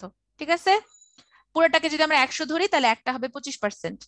আর উদ্দীপকে উল্লিখিত সন্তানদের হিমোফিলিয়া হবার বা না হবার কারণ ব্যাখ্যা করো। তাহলে ওটা ওভাবে করে বলে দিবা যে হচ্ছে আমাদের উদ্দীপকের সন্তানদের মধ্যে প্রথম বংশধরে যেহেতু আমাদের বাবার মধ্যে হিমোফিলিয়ার জিন রয়েছে, সো ক্রিস ক্রস ইনহেরিটেন্সের কারণে সন্তানরা সবাই সুস্থ হবে, শুধুমাত্র মেয়েরা হিমোফিলিয়ার বাহক হবে। এবং এই হিমোফিলিয়ার বাহক কন্যা যখন পরবর্তী আরেকজন সুস্থ পুরুষকে বিয়ে করবে, তখন ক্রিস ক্রস ইনহেরিটেন্সের কারণে নানার কাছ থেকে এই জিনটা নাতির মধ্যে সঞ্চারিত হবে এবং নাতি আক্রান্ত হবে। এভাবে দুইটাই ক্রস করে দেখাবা, ব্যাখ্যা করে দিবা। তাহলে কোনটি সেক্স লিঙ্কড ডিসঅর্ডার নয়, থ্যালাসেমিয়া, থ্যালাসেমিয়া পড়বে না। মেন্ডেলের ল অফ ইন্ডিপেন্ডেন্ট অ্যাসর্টমেন্ট, বলো তো ল অফ ইন্ডিপেন্ডেন্ট অ্যাসর্টমেন্ট মেন্ডেলের কত নাম্বার সূত্র? আমি কিন্তু বারবার বলি যে হচ্ছে গিয়ে মেন্ডেলের সূত্র মাত্র তোমার সূত্র বাংলা পড়লে হবে না, মেন্ডেলের সূত্রের কিন্তু শুধুমাত্র কি হবে না বলতো, বাংলা পড়লে হবে না, আমাদের হচ্ছে কি ইংলিশ গুলো পড়তে হবে। মেন্ডেলের প্রথম সূত্র ছিল ল অফ সেগ্রেগেশন, তাহলে ল অফ ইন্ডিপেন্ডেন্ট অ্যাসর্টমেন্ট কত নাম্বার, ভেরি গুড ইউশা নিদ্রা, সেকেন্ড ল। তাহলে আমাদের এই সেকেন্ড ল এর অনুপাত কত ছিল, 9:3:3:1, 3:1 তো হচ্ছে ফার্স্ট ল, 9:7 হচ্ছে গিয়ে আমাদের কমপ্লিমেন্টারি জিন মানে পরিপূরক জিন, আর হচ্ছে ডাবল রিসেসিভ এপিস্টেসিস, এই দুইটাতে আমাদের কোন রেশিও থাকবে? 9:7। আর 13:3 কোথায় হয়? ডমিনেন্ট এপিস্টেসিস। তাহলে আমার এটার অ্যান্সার কি হবে? 9:3:3:1। এবার দেখো, সুমন ও সোনিয়া ভাই বোন, ওদের বাবা বর্ণান্ধ, মা স্বাভাবিক দৃষ্টি সম্পন্ন। তাহলে দেখো কি বলছে, সুমন সোনিয়ার বাবা হচ্ছে বর্ণান্ধ, মা হচ্ছে স্বাভাবিক দৃষ্টি সম্পন্ন। তাহলে বাবা যদি বর্ণান্ধ হয়, তাহলে এই ধরো বাবা হচ্ছে বর্ণান্ধ, মা হচ্ছে স্বাভাবিক দৃষ্টি সম্পন্ন। তাহলে এই যে দেখো, এটা ধরো আমার সোনিয়া, আর এই ছেলে হচ্ছে সুমন। তাহলে দেখো, আমার সুমন কিন্তু কি সুস্থ, সুমন কিন্তু সুস্থ, সোনিয়া সুস্থ কিন্তু বাহক হয়ে গেছে। কিন্তু আমরা দুইটা মেয়ের যে কোনো একজনই তো সোনিয়া হইতে পারে, তাই না? সোনিয়া কিন্তু এবার বাহক হয়ে গেছে। এবার কি বলছে দেখো, অন্যদিকে রত্না ও রহিম ভাই বোন, ওদের বাবা স্বাভাবিক কিন্তু মা বর্ণান্ধ। বাবা স্বাভাবিক, মা বর্ণান্ধ। তাহলে এখানে কি বলা হয়েছে? এখানে হচ্ছে গিয়ে বাবা স্বাভাবিক, মা হলো বর্ণান্ধ, মা কিন্তু বর্ণান্ধ হয়েছে। তাহলে দেখো, এক্ষেত্রে আমার যে মেয়েগুলা আমরা পাচ্ছি, এই মেয়েগুলা কিন্তু সবাই বাহক, আর ছেলেগুলা কিন্তু সবাই বর্ণান্ধ। তাহলে খেয়াল করছো, আমার মা যদি বর্ণান্ধ হয়, ছেলেরা কিন্তু সবাই বর্ণান্ধ হবে, মেয়েরা কিন্তু সবাই বাহক হবে। মেয়েরা কিন্তু সবাই বাহক হয়, ছেলেরা কিন্তু সবাই বর্ণান্ধ হয়। তাহলে এখন তোমরা আমাকে বলো, একটা মেয়ে বর্ণান্ধ হতে হলে কি করতে হবে? ওদের নাম কি দিছে? রত্না, রহিম। তাহলে এটা হচ্ছে রত্না, এটা হচ্ছে রহিম। একটা মেয়েকে যদি আমার বর্ণান্ধ বানাতে হয়, তাহলে আইদার বাবা কি হবে? বাবা তো বর্ণান্ধ হতেই হবে, মা হচ্ছে বর্ণান্ধ বা বাহক হবে, এই দুজনের মধ্যে ক্রস হতে হবে। তাহলে বাবা মা দুইজনের কাছ থেকে যদি আমার সন্তানে তোমার জিনটা আসে, তখনই একমাত্র মেয়েরা কি হবে? বর্ণান্ধ হবে। আদারওয়াইজ মেয়েরা অলওয়েজ বাহক হয়। এই জন্য তোমার মেয়েদের মধ্যে তোমার সেক্স লিঙ্ক ডিসঅর্ডার গুলা কম হয়, বুঝছো? তাহলে আমাকে প্রশ্নতে কি বলছে? উদ্দীপকের আলোকে সুমন ও সোনিয়া এবং রত্না রহিমের মধ্যে কে বর্ণান্ধ? তাহলে কে বর্ণান্ধ হবে? দেখো তো কে বর্ণান্ধ ছিল। এই যে রহিম বর্ণান্ধ হয়ে গেছে, কারণ মা বর্ণান্ধ। তাহলে বর্ণান্ধ মায়ের কিন্তু সব ছেলেরা বর্ণান্ধ হয়, আর বর্ণান্ধ বাবার সবাই সুস্থ, বাট মেয়েরা বাহক হবে, এটা মনে রাখবা। বর্ণান্ধ মায়ের, মা যদি বর্ণান্ধ হয়, তাহলে সব ছেলেরা গেছে, ছেলেরা হচ্ছে বর্ণান্ধ। আর বাবা যদি বর্ণান্ধ হয়, তাহলে সব মেয়েরা হবে বাহক, ছেলেরা সুস্থ। রহিম ও সোনিয়ার মধ্যে বিয়ে হলে তাদের দুই মেয়ের ক্ষেত্রে কোনটি ঘটবে? তাহলে আমরা কার কার বিয়ে দিব? এবার রহিম আর হচ্ছে সোনিয়ার বিয়ে দিব। তাহলে ওই যে বললাম রহিম আর সোনিয়ার বিয়ে দিচ্ছি, তাহলে আমাদের রহিম ছিল কি? রহিম ছিল হচ্ছে বর্ণান্ধ, সোনিয়া হচ্ছে বাহক। এইবার হবে খেলা। এই যে দেখছো, এবার একটা মেয়ে কিন্তু বর্ণান্ধ হয়ে গেছে। ওই যে বললাম, মেয়েরা কখন বর্ণান্ধ হবে? যখন বাবা মা দুইজনের কাছ থেকে ওরা কি পাবে? জিনটা পাবে। ক্রস করার নিয়মটা বুঝছো? প্রথমটা থেকে দুইটাতে যাবে, দ্বিতীয়টাতে দুইটা থেকে আসবে। তাহলে দেখো, আমার 50% একটা মেয়ে হয়ে গেছে বর্ণান্ধ, একটা মেয়ে হয়ে গেছে বাহক। তাহলে এটা কি হবে? দেখো, দুই মেয়ের ক্ষেত্রে কি ঘটবে? একজন বর্ণান্ধ, একজন বাহক। তাহলে দেখছি কিরকম টেকনিক্যাল প্রশ্ন হয়। এই জেনেটিক্স এর প্রশ্নগুলা কিন্তু এমসিকিউ গুলা প্রশ্ন অ্যান্সার করতে টাইম লাগবে একটু, কারণ দেখছো তোমার হচ্ছে ইয়া হচ্ছে কি বলে জানি, আমাদের কিন্তু রিটেনের মধ্যে ক্রস করে দেখা লাগতেছে এগুলা। তাহলে এরপরে কি বলেছে দেখো, ডাক্তার একজন রোগীর রক্ত পরীক্ষা করে বললেন তার রক্তের গ্রুপ এ। এ মানেই তো কি? এ অ্যান্টিজেন। তাহলে এ অ্যান্টিজেন থাকবে, আর হচ্ছে বি অ্যান্টিবডি থাকবে, 1 ও 2। তাহলে আমরা জানি এ বি হচ্ছে ইউনিভার্সাল রিসিভার, ও হচ্ছে ইউনিভার্সাল ডোনার। তাহলে এ কার্ডটা নিতে পারবে? ও আর এরটা নিতে পারবে। তাহলে অ্যান্সার হবে 2 আর 3, এ বি কে দিতে পারবে। বিবর্তনের জনক, খবরদার কেউ ডারউইন লিখবা না, এটা এম্পিডক্লিস হবে। সফল চাষী আসগর আলী সাদা ফুলের মিষ্টি মটরশুঁটি চাষ করলেন। তার মানে মিষ্টি মটরশুঁটি বললেই পরিপূরক জিন, আর শুধু মটরশুঁটি বললে মেন্ডেলের দ্বিতীয় সূত্র। ওই বছর তিনি কিছু বীজ সংরক্ষণ করে পরবর্তী বছর আবার যখন বীজ বুনেন, তখন দেখলেন কি সাদা ফুল থেকে কি হয়ে গেছে? বেগুনি ফুল হয়ে গেছে। তাহলে এটা কি হবে? পরিপূরক জিন। অসম্পূর্ণ প্রকটতা ছিল কিসের জন্য? সন্ধ্যা মালতী। সমপ্রকটতা হচ্ছে আন্দালুসিয়ান মোরগ মুরগি। আর এপিস্টাসিস তো মুরগি ছিল, বাট এটা ছিল লেঘর্ন আর ওয়াইনডট। ঠিক আছে, এবারে আসো, আসগর আলীর জমির ফুলের বৈশিষ্ট্য কিরূপ হবে? সবগুলো ফুলই কি বেগুনি হবে? না। 9টা বেগুনি, 7টা সাদা ফুল। বেগুনি ফুলের পরিমাণ বেশি, কম না। সব সাদা ফুলে একটি প্রকট একটি প্রচ্ছন্ন জিন উপস্থিত। সব সাদা ফুলে কিন্তু একটি প্রকট একটি প্রচ্ছন্ন থাকে না, বেগুনি ফুলে থাকবে। ঠিক আছে, বেগুনি ফুলে আমরা যখনই দুইটা ভিন্ন লোকাসের ভিন্ন প্রকট পাবো, তখনই বুঝবো সেটা বেগুনি ফুল। আচ্ছা, লাল ফুল আর সাদা ফুল মিলে যদি লাল হইতো ওইটা মেন্ডেলের প্রথম সূত্র হইতো, কিন্তু লাল সাদা মিলে যেহেতু গোলাপি হয়ে গেছে, তার মানে এখানে প্রকট প্রচ্ছন্ন দুজনে ওদের বৈশিষ্ট্য প্রকাশ করতে ব্যর্থ হয়েছে। ইন্টারমিডিয়েট জিন একটা নতুন বৈশিষ্ট্য প্রকাশ করছে, যেটাকে আমরা কি বলবো, অসম্পূর্ণ প্রকটতা। তাহলে অসম্পূর্ণ প্রকটতাতে অনুপাত কত? 1:2:1, একটা লাল, দুইটা গোলাপি, একটা সাদা। তাহলে F1 জন্যতে আমরা কেন গোলাপি রং পেয়েছি? পরিপূরক হবে না, প্রকটটা ওর বৈশিষ্ট্য প্রকাশ করতে পারে না, আর ইন্টারমিডিয়েট জিন নতুন একটা বৈশিষ্ট্য প্রকাশ করে। তাহলে অ্যান্সার হবে 2 ও 3। আর মেন্ডেলের ল অফ সেগ্রিগেশনে আমরা ফিনোটাইপিক অনুপাত কত পাই? প্রথম সূত্র, সো 3:1। তাহলে মোটামুটি এই ছিল আমাদের মেন্ডেল বা জিনতত্ত্ব বিবর্তন। তাহলে আমরা আজকে যেই 4টা চ্যাপ্টার পড়লাম, উদ্ভিদের প্রজনন আর পরিপাক, খুব ভালো করে পড়বা। জিনতত্ত্ব থেকে অনুপাত আর উদাহরণগুলো মনে রাখবা, তাহলেই পরীক্ষার হলে তোমরা আইডেন্টিফাই করতে পারবা যে কোন সূত্রকে ইন্ডিকেট করছে। তোমরা চেকার বোর্ড চাইলেও করতে পারো, দাগ দিয়ে টেনে চাইলেও করতে পারো, বাট চেকার বোর্ড করলে ভুল হওয়ার পসিবিলিটি কম থাকে। আমি তোমাদের এখন ক্লাসে টাইম নাই বেশি দেখে আমি তোমাদের এরকম দাগ টেনে দেখাইছি, তোমরা চেকার বোর্ড দিয়ে চাইলেও করতে পারো। তবে পরীক্ষায় কিন্তু অনেক সময় উল্লেখ করে দেয় যে চেকার বোর্ডের সাহায্যে দেখাও, তখন কিন্তু টান দিয়ে করলে হবে না। তাহলে তোমরা অনেকেই হয়তো চিন্তা ভাবনা করতেছো যে আর বেশি সময় নেই আপু, কত বছর পর পরীক্ষা দিতেছি, ভয় লাগতেছে কি হবে না হবে। একটা কথা বলি, এই মানে ভয়ের থেকে বা মেন্টাল প্রেশার থেকেও আমরা আমাদের অনেক পারা জিনিস বা অনেক ভালো প্রিপারেশনের পরীক্ষা কিন্তু খারাপ দিয়ে আসি। একেবারেই স্ট্রেস ফ্রি হয়ে পরীক্ষা দাও, বেশি বেশি করে নামাজ পড়ে আল্লাহর কাছে চাও যে আল্লাহ আমার পরীক্ষাটা যাতে ভালো হয়, অ্যাটলিস্ট যাতে আমি একটা সম্মানসূচক গ্রেডিং নিয়ে আমি অ্যাডমিশনে অ্যাপ্লাই করতে পারি। ঠিক আছে? কারণ টেনশন করে কোনো লাভ নাই। টেনশন করে কি তোমার পরীক্ষার হলে পড়া মনে থাকবে? টেনশন করে কি তোমার রেজাল্ট কি অটোমেটিকলি ভালো হয়ে যাবে? না। তাহলে তুমি কি করতে পারো, বড় জোর তুমি বেশি বেশি করে পড়াশোনা করতে পারো আর আল্লাহর কাছে চাইতে পারো, বেশি বেশি করে ভালো ভালো খাবার খাবা। ঠিক আছে? পরীক্ষার সময় আমার খুব মজা লাগে, কারণ আমাকে আম্মুকে খাবারের কথা বলতে হয় না, 2 মিনিট পর ভালো ভালো খাবার নিয়ে আসে আমার সামনে। স্ট্রেস তো কমে না। ওই যে রিল্যাক্স রাখবা নিজেকে, 30 মিনিট পরে ধরো একটা ভালো গান শুনলা, একটু মোটিভেশন ভিডিও দেখার দরকার না, আই হেট মোটিভেশন ভিডিও। ঠিক আছে? মোটিভেশন ভিডিও দেখা লাভ হয় না। ওই যতক্ষণ ভিডিও দেখবা ততক্ষণই মনে হবে অনেক ভালো আছে, এরপর শেষ। যারা মোটিভেশন দেয় তারা নিজেরা নিজেদের লাইফে আদৌ এগুলো ফলো করে কিনা জানি না, সব হিপোক্রেট। এই জন্য এই যে আমিও তোমাদের কিন্তু অনেক মোটিভেশন দিয়ে ফেলতেছি, সো আমি নিজেও হিপোক্রেট। ওকে? তাহলে ব্যাপারগুলো হচ্ছে তোমার নিজের ইচ্ছা থেকে তোমার পড়তে হবে। আমি, তুমি, আমরা কেউ বলে তোমারে পড়াইতে পারবো না। নিজের মন থেকে না আসলে কখনোই আসলে পড়া হয় না। এই জন্য তোমরা তোমাদের যে কয়দিন সময় আছে, যেমন আজকে কত তারিখ? আজকে হচ্ছে মেবি 19। হ্যাঁ, 19 তারিখ। তাহলে তোমাদের হাতে আর 12 দিনের মতো আছে, তাই না? তাহলে 12 দিন যদি হাতে সময় থাকে, তাহলে তোমাদের প্রথম পরীক্ষা কোনটা? প্রথম পরীক্ষা কি ফিজিক্স তোমাদের? আমি তোমাদের রুটিনটা মনে নাই ঠিক, এসএসসি আর ইন্টার গুলাই ফেলছি। তোমাদের প্রথম পরীক্ষা কি রে? ফিজিক্স। আচ্ছা ঠিক আছে। তাহলে তোমরা ফিজিক্সের জন্য তোমার হচ্ছে গিয়ে 3 দিন টাইম রাখো।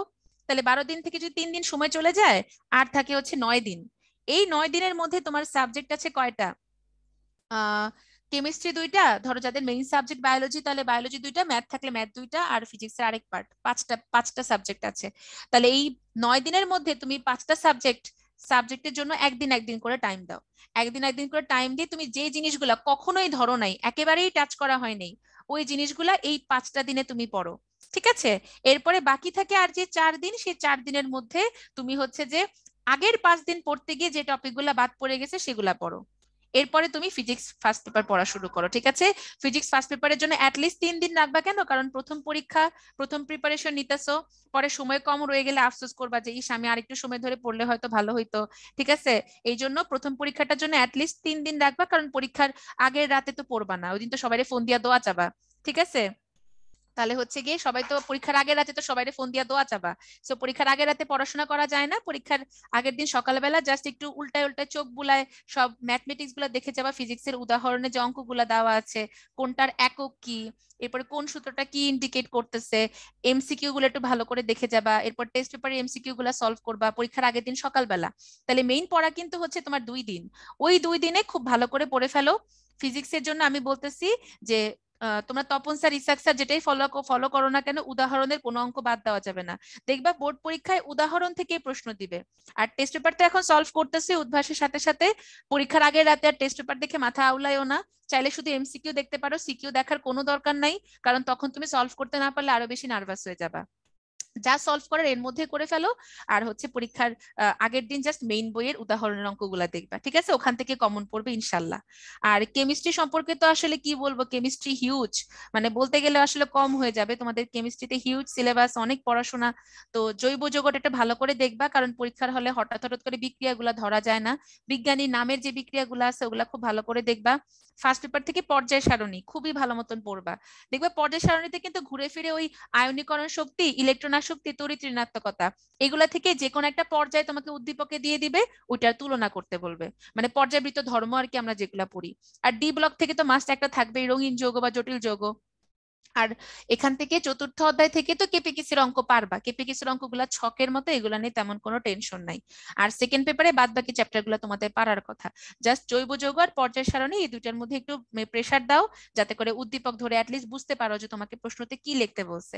আর বায়োলজিতে আমি কিছু বলেই দিলাম, ম্যাথ সম্পর্কে আমি কিছু বলবো না, কারণ ম্যাথ সম্পর্কে বললে এখন তোমাদের ম্যাথ ভাইয়ারা আমাকে পিটাবে। আমি পার্সোনালি যদিও ম্যাথে কখনো খারাপ নাম্বার পাইনি, বাট কেন জানি ম্যাথ আমাকে টানতো না, বুঝছো? তাহলে যাই হোক, মোটামুটি বলে দিলাম, পড়তে থাকো ইনশাল্লাহ। পরীক্ষার আগে রাতে অবশ্যই সূরা মুলক পড়তে পারো, সূরা ইয়াসিন পড়তে পারো, এগুলা পড়লে অনেক বেশি ভালো লাগে, ঠিক আছে? এগুলা পড়লে খুব বেশি ভালো লাগে, দেখবা মনটাও ভালো লাগবে।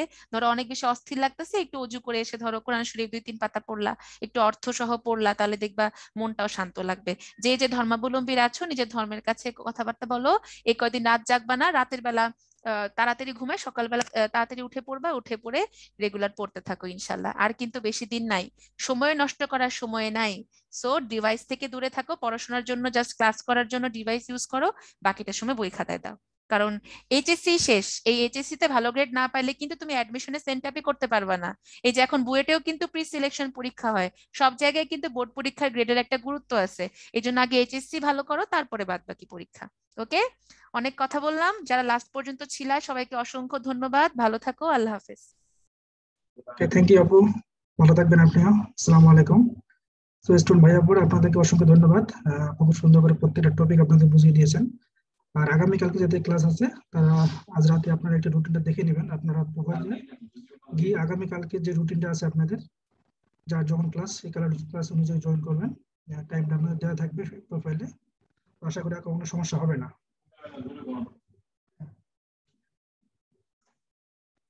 ওকে স্টুডেন্ট ভাই আপুর, আজকে তাহলে এখানে শেষ করি। সবাই ভালো থাকবেন, আল্লাহ হাফেজ, আসসালামু আলাইকুম।